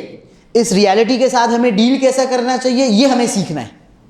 یہ ایک ریالٹی ہے کہ جب غیر معصوم افراد ہوتے ہیں، تو ان میں اختلاف رائے ہوتا ہے. بھائی غیر معصوم افراد میں سب سے عظیم ترین لوگ ہمارے پاس اس وقت کون ہیں؟ مراجع اعظام ہیں، فقہائے کرام ہیں جو قم میں یا نجف میں موجود ہیں. تو فقہائے کرام کے فتووں میں کیا اختلاف نہیں ہوتا ہے. اور یہ ابھی سے نہیں ہو رہا، جب سے امام زمانہ کی غیبت شروع ہوئی ہے اور فقہا کی طرف لوگوں کا رجوع شروع ہوا ہے تب سے یہ ہو رہا ہے. بلکہ میں ایک اور بات آپ سے کہہ دیتا ہوں، حتیٰ پچھلے ائمہ کے دور میں، چھٹے امام کے دور میں، امام کے شاگردوں میں بھی اختلاف ہو جاتا تھا. امام موجود ہے لیکن شاگردوں میں اختلاف ہو جاتا تھا. تو یہ اختلاف علماء کے درمیان ہے، اس میں کوئی بری بات نہیں ہے. ہر عالم دین کے پاس، ہر مجتہد کے پاس، ہر فقیہ کے پاس اپنی ایک دلیل ہوتی ہے. اس دلیل کی روشنی میں وہ ایک فیصلے تک پہنچتا ہے اور وہ ایک فتویٰ دے دیتا ہے. جو اس کی تقلید کر رہے ہیں ان پر اس فتوے پر عمل کرنا لازم ہوتا ہے. یہ فقہا کا آپس میں کوئی جھگڑا نہیں ہے کہ یہ فقیہ اس کو بولے بھائی تم ایسے، تم ویسے، تم ان پڑھ، تم جاہل، تم فلاں کے ایجنٹ، تمہارا فتویٰ شمر کا فتویٰ. نہ، یہ اس کو ایسی کوئی باتیں کرتے. اسی طرح جب اگلے لیول میں یہ بات عوام میں آتی ہے تو جیسے فقہا کے دیکھیں علماء کے لیولز ہیں نا, ایک ہے فقہا جو ٹاپ لیول کے علماء ہیں مجتہدین, اس کے بعد ان کے نیچے کی لیئر آتی ہے جو ان کے شاگرد ہیں, اس کے بعد ان کے نیچے کی لیئر آتی ہے جو ان کے شاگرد ہیں, ٹھیک ہے نا. یہ بات میں آپ کو ایک بڑی اچھی بات ہے اور ہماری خوش نصیبی کی بات ہے کہ ہمارے شہر میں ٹھیک ہے فقہا تو ظاہر ہے قم اور نجف میں بیٹھے ہوئے, ان کے بعد جو ویری نیکسٹ لیول کے ان کے شاگرد ہیں وہ بھی ممبروں پر موجود ہیں, اور پھر ان کے نیچے جو ان شاگردوں کے شاگرد کے لیول کے لوگ ہیں وہ بھی ممبروں پر موجود ہیں, اور پھر ظاہر ہے نیچے تک بالکل ان پڑھ لوگوں تک بھی ماشاءاللہ ممبروں پر موجود ہیں, لیکن اچھے پڑھے لکھے لوگ بھی ممبروں پر موجود ہیں. اب جب ٹاپ لیول کے فقہا میں اختلاف ہو سکتا ہے, ایک فقیہ ایک مجتہد کہتے ہیں تحفے پر خمس واجب ہے, ایک مجتہد کہتے ہیں تحفے پر خمس واجب نہیں. اب اس کا مطلب یہ نہیں جو مجتہد کہہ رہے ہیں کہ تحفے پر خمس واجب ہے دوسرا بولے تم تو لوگوں کا پیسہ ہڑپنا چاہتے ہو اسی لیے تم نے ایسا کیا, نہ وہ جو کہہ رہے ہیں خمس واجب نہیں ہے اسے کہا جائے تم تو بیوی زہرا کا حق کھانا چاہتے ہو اسی لیے تم نے خمس معاف کر دی. یہ بیتوکی یہ گھٹیا باتیں, یہ جاہلانہ باتیں, وہ کرتے بھی نہیں ہے. اب جب ان فقہا میں اختلاف ہے تو جو ان کے شاگردوں کے لیول کے علماء ہیں ظاہر ان میں بھی اختلاف ہے. جب فقہا میں ہے تو ان سے اگلے لیئر میں بھی اختلاف ہوگا, یہ نیچرل سی بات ہے. اور جب اختلاف ہوگا اور یہ سب ممبر پر آئیں گے تو ہر کوئی اپنا پوائنٹ آف ویو پیش کرے گا نہیں کرے گا, اس میں بھی کوئی پرابلم کی بات نہیں ہے. بھائی مثال کے طور پہ آپ ابھی موبائل کھول کے دیکھیں, آپ یوٹیوب پہ کوئی بھی میڈیکل ایشو ڈالیں ہیلتھ کے حوالے سے, آپ دیکھیں الگ الگ ڈاکٹرز کے الگ الگ پروفیسرز کے الگ الگ کلپس آئیں گے, وہ الگ الگ باتیں کر رہے ہوں گے. ایک بندہ ایک چیز کو صحیح کہہ رہا ہوگا, دوسرا بندہ اسی چیز کو غلط کہہ رہا ہوگا, ہے کہ نہیں؟ تو اس میں تو کوئی پرابلم نہیں ہے. پرابلم پیدا کہاں سے ہوتا ہے؟ میرا جملہ غور سے سن لیجئے گا, جب اختلاف مخالفت میں بدل جائے. جب پہلا ڈاکٹر دوسرے کی مخالفت پر اترا ہے, اس کو تو عوام کی پرواہ ہی نہیں ہے, یہ تو لوگوں کو مارنا چاہتا ہے, اس کو تو پیسے ملتے ہیں, اس کو تو فنڈنگ ہوتی ہے, یہاں سے پھڈے شروع ہوتے ہیں. دوسرا پہلے کو یہی بولنے لگ جائے اس کو تو لوگوں کی پرواہ ہی نہیں ہے, غریبوں کو مارنا چاہتا ہے, اسے تو فلاں ایجنسیاں پیسے دیتی ہیں کہ یہ ایسے کام کرے, لڑائی شروع ہو جائے گی. جب مخالفت نہیں ہو تو اختلاف کبھی لڑائی کا سبب, اگر اختلاف کرنے والے سمجھداری سے اختلاف کریں, مخالفت نہ کریں. اب اختلاف سمجھداری سے کرنے کا طریقہ کیا ہے؟ میرا ایک پوائنٹ آف ویو ہے, میں آپ کے سامنے پیش کروں, اس پہ میرے پاس کوئی دلیل ہے میں آپ کے سامنے پیش کروں گا, کوئی آیت ہے کوئی روایت ہے. لوگوں کو فیصلہ کرنے دیں, لوگ اس کی بھی دلیل سنیں گے, مجلس سنیں گے, بات سنیں گے, لوگ اس کی بھی دلیل سنیں گے, مجلس سنیں گے, بات سنیں گے. اب جس کو جو بات سمجھ میں آئے گی وہ اس کو مان لے گا. لیکن میں یہ کام بھرپور کروں, غور کیجئے گا, یہ ترقی کا سبب بنتا ہے. اختلاف رائے سے ترقی ہوتی ہے, بات آگے بڑھتی ہے. جب اختلاف ہوتے ہیں, ڈسکشنز ہوتی ہیں, بحث مباحثہ ہوتا ہے, لوگ اپنی عقلیں جمع کرتے ہیں, ایک قدم آگے بڑھتے ہیں. اس میں کوئی حرج نہیں ہے کہ یہاں پر اسی جگہ پر میں نے آ کر بیٹھ کر آپ کے سامنے 4 باتیں رکھی, میرے بعد کوئی اور بندہ آ کر بیٹھے اور جو میں نے بات رکھی وہ اس کے اگینسٹ 4 باتیں رکھ دیں, اس میں کوئی حرج نہیں ہے. وہ اس کی رائے ہے, اس کا احترام ہے, یہ میری رائے ہے, میرا احترام ہے. حرج کس میں کہ میں بولوں اس کی رائے کے بارے میں, میں اس کی رائے کو مسترد کروں, کوئی بری بات نہیں ہے. میں بولوں جی ایک یہ رائے پائی جاتی ہے لیکن میرا ماننا یہ ہے کہ یہ رائے درست نہیں ہے, اس میں کوئی کسی کی توہین نہیں ہے, کوئی بری بات نہیں ہے. لیکن جب میں یہ بولوں ایسی رائے رکھنے والے, اور اب میں اس بندے پر اٹیک کرنا شروع کر دوں, یہ شمر کی مجلسیں ہو رہی ہیں, یہ اسرائیل کی مجلسیں ہو رہی ہیں, یہ غلط ہے. میں بندے کو جج کر رہا ہوں, یہ اس کا مجھے حق, نہ اس بندے کو حق ہے.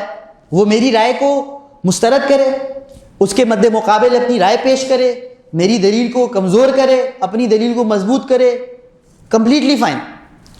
لیکن وہ ان سب کے ساتھ یا بہت دفعہ ان سب کے بغیر جو بندہ یہ بات کرتا ہے وہ MI6 کا ایجنٹ ہے. بھائی کیسے MI6 کا ایجنٹ ہے؟ آپ کے پاس کیا دلیل ہے؟ آپ کتنا بڑا الزام لگا رہے ہیں ایک مومن پر, کوئی ہوش ہے کہ نہیں ہے؟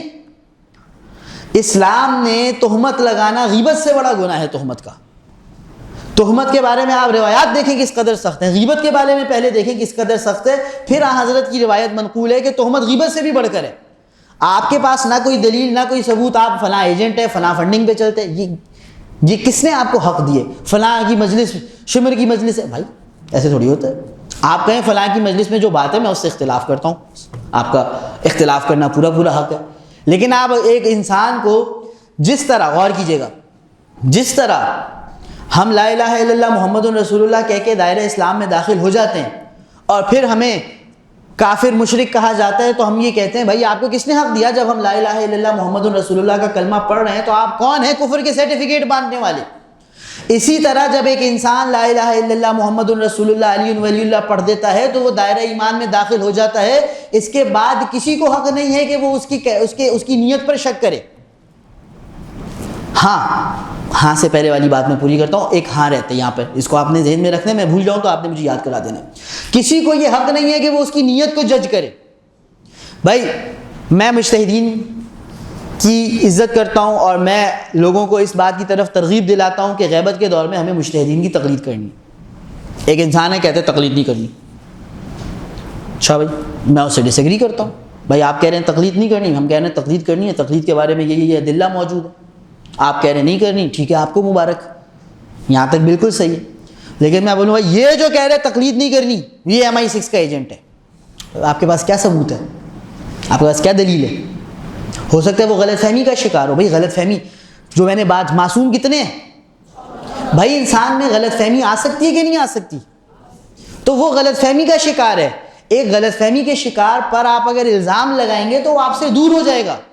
اس کی غلط فہمی دور کرنے کے لیے اسے پہلے آپ کو قریب کرنا پڑے گا، پھر سمجھانا پڑے گا. اس جو غلطی کر رہا ہے اپنے تھاٹ پروسیس کے اندر، اپنی سوچ کے اندر جہاں وہ غلطی کر رہا ہے اس کو آئیڈینٹیفائی کر کے بتانا پڑے گا، دیکھو یہ غلطی ہے، اس وجہ سے تم کو تقلید سمجھ میں نہیں آ رہی، پھر پرابلم سالو ہوگا. لیکن میں چھوٹتے ہی بول دوں بھائی یہ جو تقلید کو، اب ہمارے ملک میں بہت سے لوگ ہیں جو فقہا کو نہیں مانتے، شیعہ ہیں، مجلسوں میں بھی آتے. بہت سے لوگ ہیں جو تقلید نہیں کرتے، شیعہ ہیں، مجلسوں میں بھی نہیں آتے. اب بجائے یہ کہ میں انسان، اور ان میں سے یہ نہیں ہے کہ وہ سب ایجنٹ ہیں کسی کے، وہ غلط فہمی کا شکار ہیں. میرا ماننا یہ ہے کہ وہ غلط فہمی کا شکار ہیں. میں ان کی رائے سے اختلاف رکھتا ہوں، میں انہیں سمجھاؤں گا، لیکن میں یہ لیبل لگا دوں کہ یہ جو تقلید کو نہیں، یہ تقلید نہیں کرنے والے یہ فلاں فلاں فلاں فلاں ہے، اس چیز کا مجھے حق حاصل. میں اور آپ جب مجلس پڑھیں، میں نے کل کوئی مجلس میں ایک کلپ دیکھا، اگلے دن میں اس کا جواب دے سکتا ہوں، علمی جواب، کہ بھئی یہ ایک رائے پیش کی گئی ہے، ہمارا ماننا ہے کہ یہ رائے درست نہیں ہے اور اس کی وجہ یہ ہے. لیکن میں الزام تراشی شروع کر دوں شخصیت پر، میں اختلاف کی جگہ مخالفت پر اتر آؤں کہ یہ جو لوگ ایسی ایسی باتیں کرتے ہیں، ہمیں سب پتہ ہے ان کو کہاں سے فنڈنگ ہوتی ہے. بھائی یہ کیسی بات ہے؟ میری بات آپ تک پہنچ رہی ہے؟ قصہ مختصر. اب میں آپ کو کچھ ایگزامپلز دے دیتا ہوں، سن لیے گا، سمجھیے گا، کوئی سوال ہو ابھی روک کے پوچھ لیجیے گا. ایک مثال کے طور پہ ایک گروہ ہے وہ کہہ رہا ہے ہمیں زنجیر زنی نہیں کرنی چاہیے. ایک گروہ ہے وہ کہہ رہا ہے ہمیں زنجیر زنی کرنی چاہیے. رائٹ؟ اب یہ تو خیر تقلیدی مسئلہ ہے نا، کہ جو جس مجتہد کی تقلید کر رہا ہے وہ اس کے فتوے پہ عمل کرے. اب اگر ایک مجتہد زنجیر زنی سے منع کرتے ہیں، ان کے مقلدین زنجیر نہ مانیں. اگر کوئی مجتہد زنجیر زنی کی اجازت دیتے ہیں، ان کے مقلدین زنجیر ماریں. یہاں پہ کوئی پرابلم نہیں آئے گا. پرابلم کہاں پہ آئے گا؟ جو زنجیر نہیں مار رہا وہ زنجیر مارنے والے کو برا بھلا کہہ رہے ہیں کہ تم لوگ بیتوکی حرکتیں کر رہے ہو، خرافات ہے، یہ ہے وہ ہے. آپ کو یہ حق کس نے دیے؟ اور جو زنجیر مار رہے ہیں وہ انہیں برا بھلا کہہ رہے ہیں، تم لوگ مقصر ہو، مولا کے نام پہ خون بہانے کی ہمت نہیں ہے، تم لوگ بزدل ہو. آپ کو بھی یہ حق نہیں دیے. آپ کو جو بات صحیح لگ رہی ہے آپ کریں، دوسرے سے اختلاف کا اظہار بھی کریں، لیکن دوسرے سے مخالفت، دوسرے کی ذات کو جج نہیں کریں. ایسی دسیوں مثالیں ہیں، عزاداری کو لے کر بھی، عزاداری کے علاوہ بھی. عزاداری جیسے ایک تقلید کی میں نے مثال دی، ایک انسان ہے وہ کہہ رہا ہے بھائی فقہا کی تقلید کرنی چاہیے، وہ تقلید کر رہا ہے. ایک دوسرا ہے وہ اس کو کسی بھی غلط فہمی کی وجہ سے اس کو یہ پٹی پڑھا دی گئی ہے کہ بھائی فقہا کی تقلید نہیں کرنی چاہیے، جائز نہیں ہے. آپ اس کے ساتھ ڈسکشن کریں، اس کو سمجھائیں، اسے دلیلیں دیں. لیکن آپ اسٹریٹ اوے اس پر الزام لگا دیں کہ تم لوگ تو MI6 کے ایجنٹ ہو، تم لوگوں کو کیا پتہ. اس طرح یہ بات کہنے کا مجھے حق حاصل نہیں ہے. مثالیں بے تحاشا ہیں، آپ لوگ خود ہی اس کو اپنے ذہن میں سوچتے رہے. اب یہ مثالیں ہوتی ہیں. ایک درود بھیج دیں محمد و آل محمد پہ.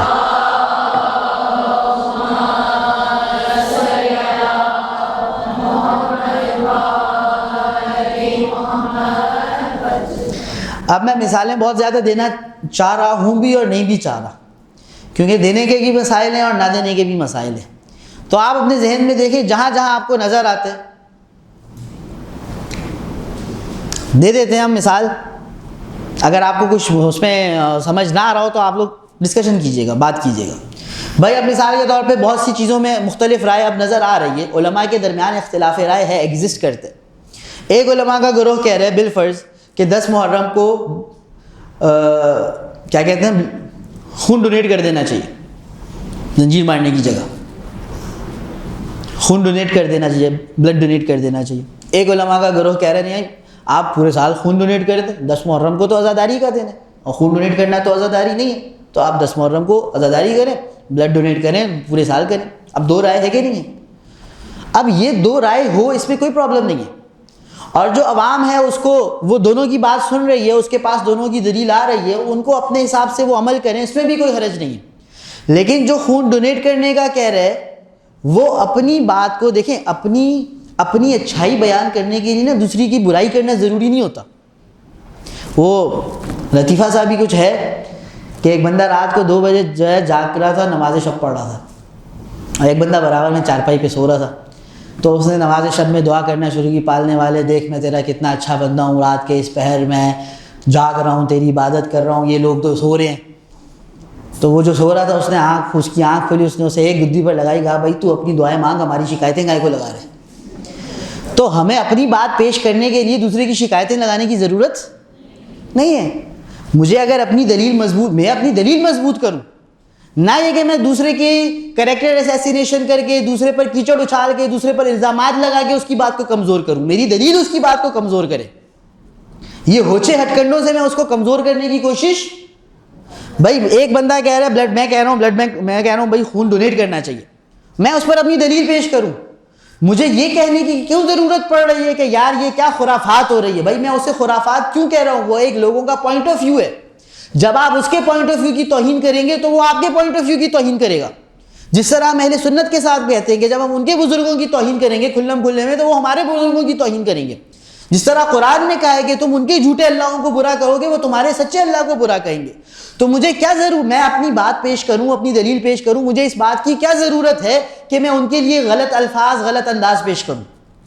اور سیم ادھر آتا ہے کہ مجھے زنجیر مارنی ہے, میرا مجتہد اجازت دیتا ہے میں زنجیر ماروں, لیکن مجھے کیا ضرورت ہے کہ میں بولوں کہ جو لوگ آج خون کا ڈونیشن کروا رہے ہیں یہ عزاداری کو کمزور کر رہے ہیں؟ بھائی آپ کو یہ کہنے کی کیا ضرورت ہے؟ آپ کرو عزاداری, آپ کو جو کرنے کرو, دوسرے کے بارے میں غلط بات کیوں کر رہے ہو؟ اپنی دلیل پیش کرو, اپنا قد بڑا کرو, دوسرے کو کھینچ کے چھوٹا کرنے کی کوشش کیوں کر رہے ہو؟ دا پرابلم از کہ ہمارے ہاں جو بھی اختلاف رائے اپنا پیش کرنے لگتا ہے وہ اپنی دلیل کو مضبوط کم کر رہا ہوتا ہے. دوسرے کی دلیل کو کمزور کرنا از فائن آلسو. وہ دوسرے کی دلیل کو نہیں, دوسرے کے کردار کو کمزور کرنے پر تو آ جاتا ہے کہ یہ لوگ ایسے ہیں. بھائی یہ لوگ جیسے بھی ہیں, آپ یہ بتائیں کہ ان کی جو دلیل ہے وہ کمزور ہے, وہ پیش کیجئے. آپ کی بات کی دلیل ہے وہ مضبوط ہے, وہ پیش کیجئے. وہ جیسے بھی ہیں ان کو ہونے دیں. اور یہ زیادہ بڑا مسئلہ یہ ہے کہ جو بول رہے ہیں نا وہ ہوتا بھی نہیں ہے. ہمارے ہاں جیسے 2 یا 3 یا 4 گروہ, ایک سیکنڈ مجھے دیجیے گا, ایک دوسرے کے اوپر ایجنٹ ہونے کا الزام لگا رہے ہیں نا, تو آ جا کے میں اور آپ بھی کسی نہ کسی کے ایجنٹ ہی ہیں پھر, جبکہ نہیں ہے ایسا. جیسے مجھے کوئی فنڈنگ نہیں کر رہا, میں کسی کا ایجنٹ نہیں ہوں, جیسے آپ کو کوئی فنڈنگ نہیں کر رہا, آپ کسی کے ایجنٹ نہیں ہیں, وہ بھی کسی کے ایجنٹ نہیں ہیں. ہاں ان کی رائے ہم سے مختلف ہے, ہماری رائے ان سے مختلف ہے, کوئی بات نہیں ہے. کسی کی رائے کے مختلف ہونے کو اس کی شخصیت کے اوپر جھوٹے الزامات لگانے کے لیے یہ کوئی جواز پیدا نہیں کرتا. جی سر میں یہ کہہ رہی ہوں کہ آپ منیمم اور میکسیمم کا ذکر کر رہے تھے, تو ہر چیز میں منیمم بھی ہوتا ہے میکسیمم بھی ہوتا ہے. لیکن اگر کوئی ایسا لیول آ جائے ایکسٹریملی لیول جسے کہتے ہیں نا, اگر وہ آ جائے تو اس کے لیے جیسے اب مولا علی علیہ السلام کا دور تھا اور ان کے ساتھ مافیا کا کمپیریزن تھا, تو اس دور میں جو ہے لوگ ظاہر مخالفت کرنی چاہیے. یہاں پہ خالی اختلاف کافی نہیں ہے.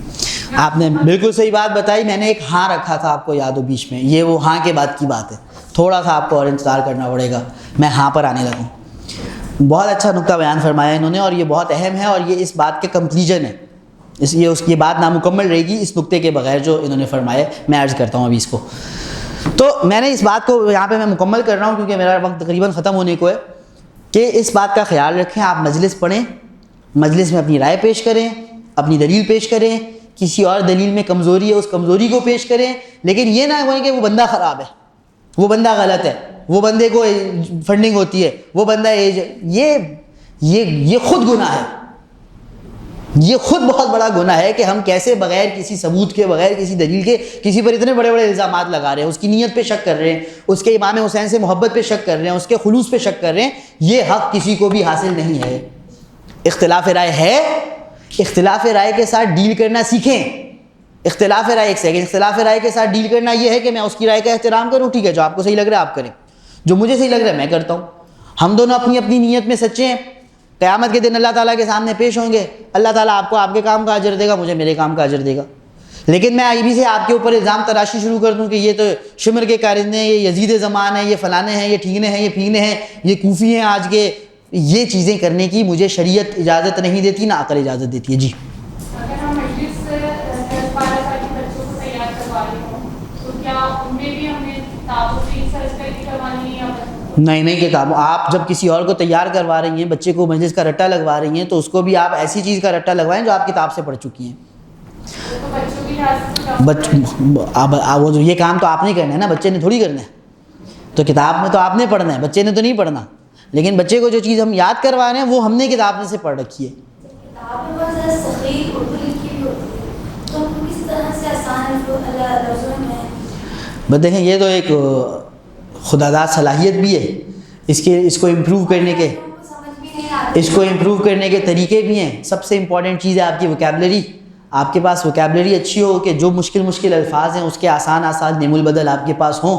ووکیبلری امپروو کرنے کے ظاہر اپنے طریقے ہیں. آپ اردو پڑھیں، اخبار پڑھیں، میگزینز پڑھیں، زیادہ سے زیادہ پڑھیں. بیان کو پڑھتے ہیں ممبر سے، لیکن سامنے والے کو سمجھ نہیں آتی. نہیں تو آپ پھر آسان لفظ ہی بیان کریں نا، آپ مشکل لفظ نہ بیان کریں. آپ بالکل عام فہم لفظ بیان کریں. اور دوسری بات آپ نے کہی کہ آپ مجلس نہ لیں، لیکن اگر تیاری نہیں کر سکتے تو یہ نہیں کہ نہیں. لیکن ہم لوگ کے میکسیمم 2 مجلسیں تیار کرتی ہیں. بہت اچھی بات ہے. یہ وہ آپ نے جو کھانا پکا کے فریزر میں رکھا ہوتا ہے نا، یہ وہ ہے. تو ٹھیک ہے آپ نے نکال، لیکن 2 ہی ہیں نا، 2 آپ نے کھلا دیے تو اب پھر نیا بھریں. جیسے کہ ایمرجنسی میں آتی ہیں، یہ آپ کو پڑھنے ہماری کارکنہ نہیں آئیں گے تو وہ رہتی ہیں. اچھی بات ہے، یہ بہت اچھی بات ہے. اور تیسری بات کہ ابھی آپ نے بولا کہ اختلاف نہیں رکھیں، کلاس چلے، اختلاف رکھیں، مخالفت نہیں کریں. نہیں مخالفت ہی کریں. ہاں کلاس چل اشرا ہوئے چاہے معصومین، ماشاء اللہ. آپ کو پتہ ہے وہ اللہ ربی نے پڑھی تھی، تو کچھ باتیں تھیں جو میرے بچوں نے بھی کر کے گھر میں آ کے جو ہے وہ دہرائی، جو کہ بیان کرنے کے قابل نہیں ہے. تو اس کے لیے میں یہ ہاں میں آ رہا ہے ابھی، یہ والا سوال جو ہے وہی والی بات ہے، یہ ابھی آ رہی ہے. ہاں میں آ رہی ہے یہ. ہاں جی، میں ریپیٹ کر رہا ہوں پچھلا جملہ اور اس کے بعد ہمارا آخری اس کا کنکلوژن. مجھے اس بات کا حق نہیں ہے کہ میں کسی کی نیت کو جج کروں، میں کسی کے اوپر یہ الزام لگاؤں کہ یہ پیسوں کے لیے مجلس میں کچھ بھی پڑھ دیتا ہے، اسے فنڈنگ ہوتی ہے تو یہ مجلس میں جو پیچھے سے اس کو فنڈنگ ہو رہی ہے اس کے حساب سے کچھ بھی پڑھ دیتا ہے. یہ مجھے حق حاصل نہیں ہے. لیکن یہ ایسے ہی ہے جیسے ایک بندہ ہے، وہ کہہ رہے لا الہ الا اللہ محمد رسول اللہ علیہ ولی اللہ، وہ کلمہ پڑھ رہا ہے، تو کیا مجھے یہ حق حاصل ہے کہ میں بولوں یہ تو منافق ہے؟ اور دل کا حال تو اللہ جانتا ہے نا. ایک بندہ کلمہ پڑھ رہا ہے، نماز پڑھ رہا ہے، روزہ رکھ رہا ہے، تو مجھے یہ حق حاصل نہیں ہے میں بولوں یہ منافق ہے، کیونکہ دل کا حال کون جانتا ہے؟ اللہ جانتا ہے. لیکن تاریخ میں بہت سے ایسے کردار ہیں جن کے بارے میں ہم بڑے اسٹرانگلی یہ بلیو رکھتے ہیں کہ وہ منافق تھے، کیونکہ منافق تو ایگزسٹ کرتے تھے. یہ قرآن کی آیت بتا رہی ہے، پورا سورہ منافقون بتا رہے ہیں. اب منافق کون تھے؟ بعض ایسی پرسنالٹیز ہیں کہ جس کے بارے میں ہمیں جتنا اس بات کا یقین ہے کہ ابھی دن ہے، اس سے زیادہ ہمیں یقین ہے کہ یہ لوگ منافق تھے. ہیں کہ نہیں ایسے لوگ؟ تو میرا سوال ہے، ہم نے کیسے جج کیا ان کو؟ میں کہوں آپ بھی منافق ہیں اور فلاں بھی منافق تھا، تو میں آپ کو کہوں منافق ہے، اس بات کا مجھے حق حاصل نہیں ہے، تو میں اسے کہہ رہا ہوں منافق ہے، یہ حق مجھے کیسے مل گیا؟ سوال واضح ہو رہا ہے؟ میری بات پہنچ رہی ہے؟ میں ایک عام چلتا پھرتا مومن ہے اسے بولوں یہ منافق ہے، مجھے یہ حق حاصل نہیں ہے. میں وہ فلاں لوگوں کو جو رسول خدا کے ساتھ اٹھتے بیٹھتے رہے بڑے دھڑلے سے کہتا ہوں منافق ہے، تو یہ حق مجھے کیسے مل گیا؟ جواب، بعض چیزیں جو فرمایا تھا انہوں نے بھی کلیئر ہو جاتی ہیں کردار سے. میرے جو اعمال ہیں نا، دیکھیں منافق ہونا، مومن ہونا دل کے اندر چھپی ہوئی بات ہے کہ میں دل سے سچی محبت کر رہا ہوں رسول خدا سے یا نہیں کر رہا، یہ دل میں چھپی ہوئی بات ہے. سچی کر رہا ہوں تو میں مومن ہوں، نہیں کر رہا منہ سے کہہ رہا ہوں تو میں منافق ہوں. انیشیلی میں کسی کے بارے میں برا نہیں سوچ سکتا کہ یہ منافق ہے، اگر وہ بندہ کہہ رہا ہے میں محبت کرتا ہوں اور وہ سارے کام اس کے اوکے ہیں تو میں کہوں گا ٹھیک ہے بھائی کہہ رہے تو سچا ہے. لیکن کبھی کبھی کردار دل کے اندر چھپی ہوئی باتوں کی عکاسی کرتا ہے.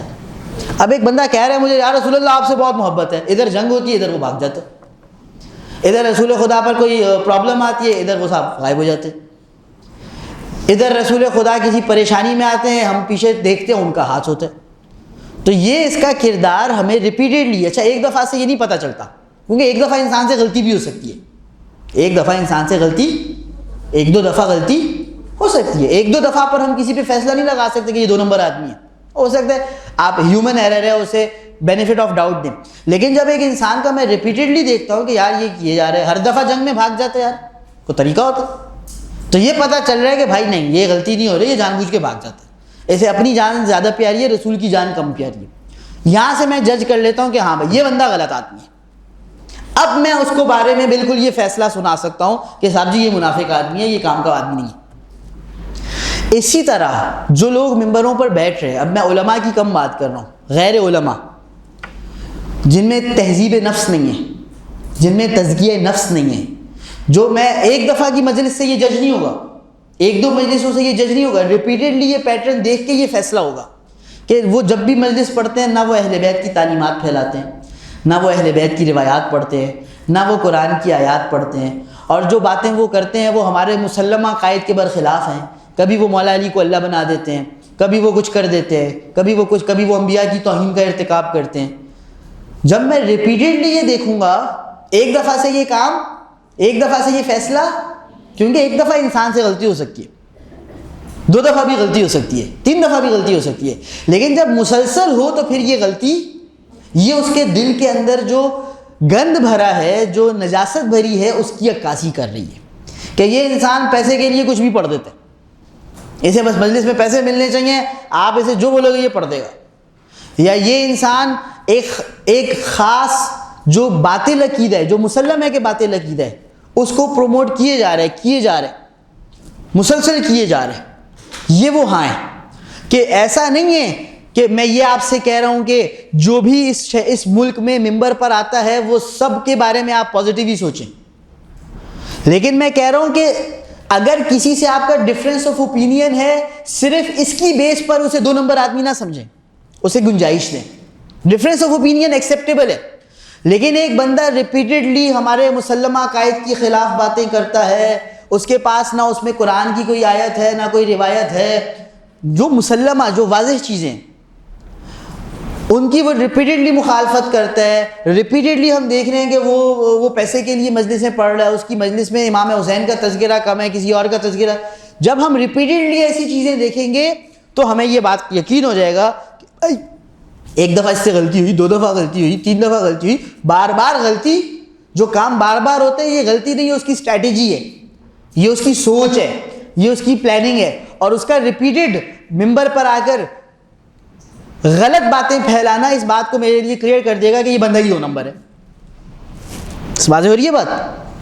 تو ہے ایک لیول کہ جس سے آگے جا کے یہ آئیڈینٹیفائی ہو جاتے کہ جی یہ بندہ غلط ہے, لیکن وہ لیول یہ نہیں ہے کہ کسی بھی انسان کا آپ سے کوئی بھی اختلاف ہے تو آپ اسے اٹھا کے اس کیٹیگری میں پھینک دیں. وہ لیول ایک آتا ہے, لیکن وہ لیول ایک مرحلے کے بعد آتا ہے کہ آپ ریپیٹیڈلی ایک انسان کی مجلسیں دیکھ رہے ہیں اور وہ بکواس کر رہے ہیں, وہ بیہودہ باتیں کر رہے ہیں, وہ بیتوکی باتیں کر رہے ہیں, وہ ایسی باتیں کر رہے ہیں جو نہ کسی کی, اسپیشلی جب آپ لوگ کتابیں پڑھنے لگ جائیں تو آپ دیکھ رہے ہیں یار کتابوں میں کچھ ہے, حدیث میں کچھ ہے, معصومین کے واقعات میں کچھ ہے, اس بندے کی باتیں ہی کچھ اور ہیں, اور 1-2 دفعہ نہیں ہے, ریپیٹیڈلی ایسا ہے, تو سمجھ میں آ جائے گا کہ یہ اس در سے جڑا ہوا, یہ کسی اور در سے جڑا ہوا ہے, اور جو بھی شے اس در سے نہیں جڑی ہوئی ہمارے لیے وہ سب بیکار ہے. ہمارا اس سے کوئی تعلق, ہمارا پوری کائنات میں اگر تعلق ہے تو اس در سے ہے, اور علماء سے بھی ہمارا تعلق اسی وجہ سے ہے کہ وہ اس در سے بھیک لے کر ہمیں دے رہے ہوتے ہیں. اگر کوئی اس در کے علاوہ کہیں اور سے بھیک لے کر دے رہے تو یہ بھیک اس کو مبارک. کلیئر ہو رہی ہے بات؟ جی سر یہاں پہ کس لیول پہ ہم کیا کریں گے, مطلب اختلاف کریں گے یا نہیں, اب مخالفت کا لیول ہے, کیونکہ اب وہ بندہ غلط ہے.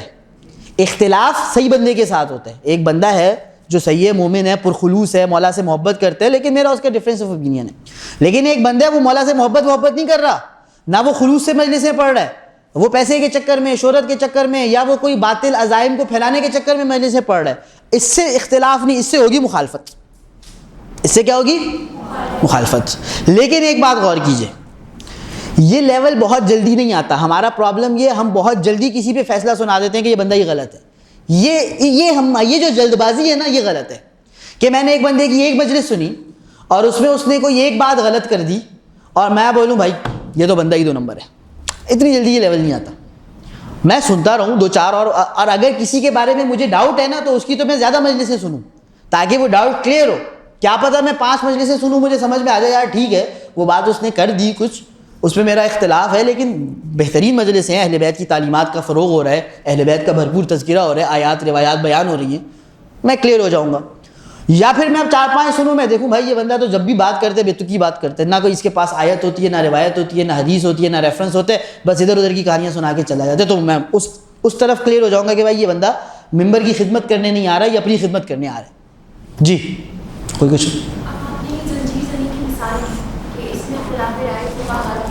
ہے؟ بالکل.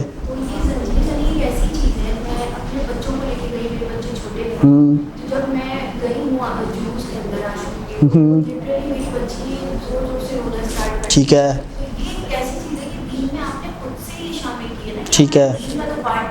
اب میں آپ سے یہ سوال کرتا ہوں, دین میں کیا چیز ہم نے خود سے شامل کی ہے اور کیا چیز دین کا پارٹ نہیں ہے, یہ لوگ طے نہیں کریں گے, یہ ایکسپرٹس طے کریں گے. میں عرض کر رہا ہوں یہ کون طے کرے گا؟ دیکھیں بعض چیزیں سمجھنا, یہ بات بھی ہمیں سمجھ لینی چاہیے کہ ہر چیز سمجھنا ہمارے بس کی بات, ہم عوام ہیں, ہم ایکسپرٹ.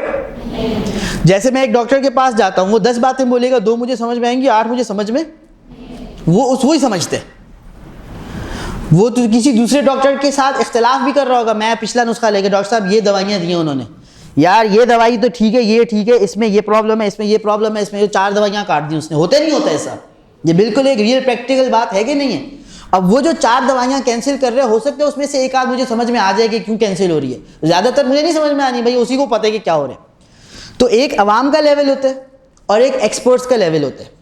جب ایکسپرٹس کے اندر ڈفرینس آف اوپینین ہے نا, تو عوام اس میں جج نہیں بن سکتی, کیونکہ عوام ان سے نیچے ہے.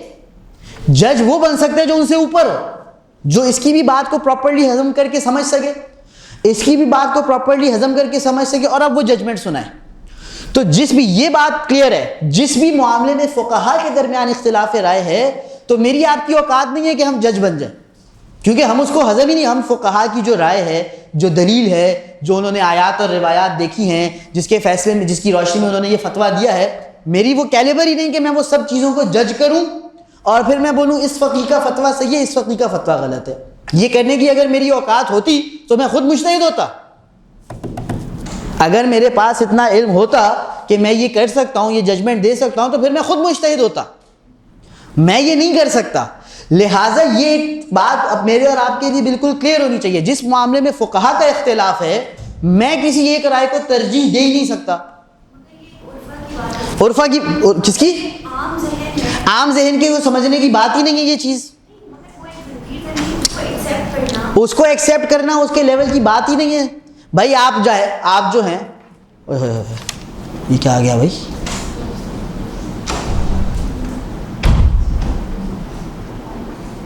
اور آپ نے جس نے بھی بھیجا, انہوں نے تو ایک اور لیکچر کا کنٹینٹ بھیج دیا پورا کا پورا. اچھا جی, اب میں دیکھتا ہوں, ہمیں آ کر وہ اشارہ کر چکے ہیں کہ آپ کا وقت پورا ہو چکا ہے اور ہو بھی چکا ہے. میں یہ بات آپ میری یہ بھی سن لیجئے کہ زنجیر زنی صحیح ہے یا غلط, یہ آپ اور میں نہیں فیصلہ کر سکتے. میرا بچہ دیکھ کے ڈر گیا, میرا بچہ 10 چیزیں دیکھ کے ڈر جائے گا, تو حج پہ جائے گا, وہاں پہ اتنا رش ہوتا ہے, میرا بچہ ڈر جائے گا, تو میں بولوں بھائی حج غلط ہے. اربعین کی مشی پہ, ابھی سنیے, اربعین کی مشی پہ جائے گا, وہاں پہ شور ہوتے, گرمی ہوتی ہے, میرا بچہ ڈر جائے گا, میں بولوں اربعین کی مشی غلط ہے. یہ دلیل نہیں ہوتی. شریعت میں دلیل ہوتے قرآن اور حدیث. کیا ہوتا ہے؟ میرا بچہ دیکھ کے ڈر گیا, یہ دلیل نہیں ہے. بھائی جہاد شریعت میں ہے کہ نہیں؟ جہاد بھی میرا بچہ دیکھ کے ڈر جائے گا تو جہاد کو شریعت سے نکال دیں, ایسا نہیں ہوتا. تو یہ بات, یہ دلیل ہی نہیں ہے شریعت میں کہ جی میرا بچہ دیکھ کے ڈر گیا. شریعت میں دلیل ہوتے قرآن اور حدیث. ایک فقیر نے قرآن اور حدیث پڑھی, جو قواعد اور ضوابط ہیں ان کو لاگو کیا, وہ ایک رزلٹ تک پہنچا کہ زنجیر زنی نہیں ہونی چاہیے. ایک اور فقیر نے قرآن اور حدیث پڑھی, شرائط اور ضوابط کے تحت اس نے اپنے رولز اپلائی کیے, وہ اس رزلٹ تک پہنچا کہ زنجیر زنی کرنے میں کوئی حرج نہیں ہے. بعض نے کہا مستحب ہے. آغا سیستانی اس حوالے سے خاموشی اختیار کرتے ہیں. خاموشی اختیار کرتے کا مطلب ہے وہ اپنی رائے دیتے ہی نہیں, وہ کہتے ہیں میں نہیں بتاؤں گا. تو وہ نہیں بتاتے تو پھر آپ کو فل عالم کی طرف رجوع کرنا پڑتا ہے. ان کے بعد نجف کے جتنے فقہا تھے, آغا فیاض کا حال ہی میں انتقال ہوا, انکلوڈنگ ہم. قم میں جو بزرگان ہیں وہ سب اجازت دیتے ہیں زنجیر زنی کی, ٹھیک ہے نا. خامنائی صاحب منع کرتے ہیں زنجیر زنی سے, اور کچھ علماء قوم کے, لیکن آغا سیستانی صاحب کی خاموشی ہے. آغا خاص سیستانی صاحب کے مقلدین رجوع کریں گے تو جو نجف کے دیگر فقہا ہیں اور قوم کے بعض فقہا ہیں, آغا وحید خراسانی, آغا شبیری زنجانی, یہ لوگ اجازت دیتے ہیں. ابھی اس طرح جواب میں صرف عرض کر سکتا ہوں, یہ بہت سارے سوالات ہیں. تو یہ بات بھی مجھے سمجھ لینی چاہیے کہ فقہا کے اختلاف کے درمیان میری اوقات ہی نہیں کہ میں جا کے جج بنوں. آپ کا بچہ دیکھ کے ڈرا, ٹھیک ہے, یہ آپ کی بات اپنی جگہ صحیح ہے, لیکن یہ کوئی شریعت میں دلیل نہیں ہے کہ جو کام بچہ دیکھ کے ڈر جائے جی وہ شریعت کا حصہ نہیں ہے. ایسا نہیں ہوتا. تو فقہا کے اختلاف کے درمیان I can not be the جج. فقہا میں مجھے فالو کرنا ہے. اگر میں آغا خامنائی کی تقلید کر رہا ہوں اور میں نے تقلید, اب تو شہید ہو گئے, اللہ تعالیٰ ان کے درجات بلند ترین فرمائے, تو ظاہر ہے اب تو تقلید اب ان کی ہو بھی نہیں سکتی. اب میں سیستانی صاحب کی فار ایگزامپل تقلید کر رہا ہوں اور میں رجوع کر لیتا ہوں آغا وحید خراسانی کی طرف, آغا شبیری زنجانی کی طرف, آغا شیخ بشیر نشفی صاحب کی طرف, اور وہ اجازت دیتے ہیں تو میں مار سکتا ہوں. مجھے نہیں مارنی, میں نہ ماروں. میں آپ کے پوائنٹ سے یہ نہیں کہہ رہا کہ آپ کی بات غلط ہے, آپ کو لگ رہا ہے نہیں مارنی چاہیے, ٹھیک ہے, لیکن جو مار رہے اس کو میں برا بھلا نہیں کہہ سکتا, اور وہ آپ کو برا بھلا نہیں کہہ سکتا کہ یار یہ کیسی بندی ہے, یہ تو زنجیر زنی کی مخالفت کرے. ٹھیک ہے, اس کا اوپینین ہے کہ نہیں ہونی چاہیے, اس کا اوپینین ہے کہ ہونا چاہیے. کرنا کیا ہے, جس کا فقیہ جو فتویٰ دے رہا ہے وہ اس کو فالو کرے گا. ظاہر ہے ہم تقلید کے دائرے کے اندر رہتے ہوئے بات اور کام کر رہے ہیں. دو سوال ہیں. پہلا سوال یہ ہے کہ ہم مطلب میں اگر مجھے کسی بات میں اعتراض ہو یا مجھے کوئی لگے کہ صحیح ہو, تو اس اختلاف کو میں مخالفت کرنے سے اپنے آپ کو کیسے ہوں. اور دوسرا سوال یہ ہے کہ کوئی مجھ سے مخالفت کرے کہ کوئی کر رہا ہے, میں اس کو کنٹرول نہیں کر سکتی, تو میں اس کو کیسے روکوں کہ یار وہ مجھ سے. بہت اچھی بات ہے سر جی, یہ چھوڑ ہی نہیں رہے. مخالفت کرنے سے کیسے روکوں؟ مخالفت کرنے سے روکنے کا آسان ترین طریقہ یہ, آپ اس کے بارے میں جب بھی بات کریں رسپیکٹ کے ساتھ بات کریں, اور دیکھیں دل صاف ہونا چاہیے. آپ اس کے لیے دعا کریں, جس سے آپ کا اختلاف رہے نا, رات کو نماز شب میں اس کے لیے دعا کریں.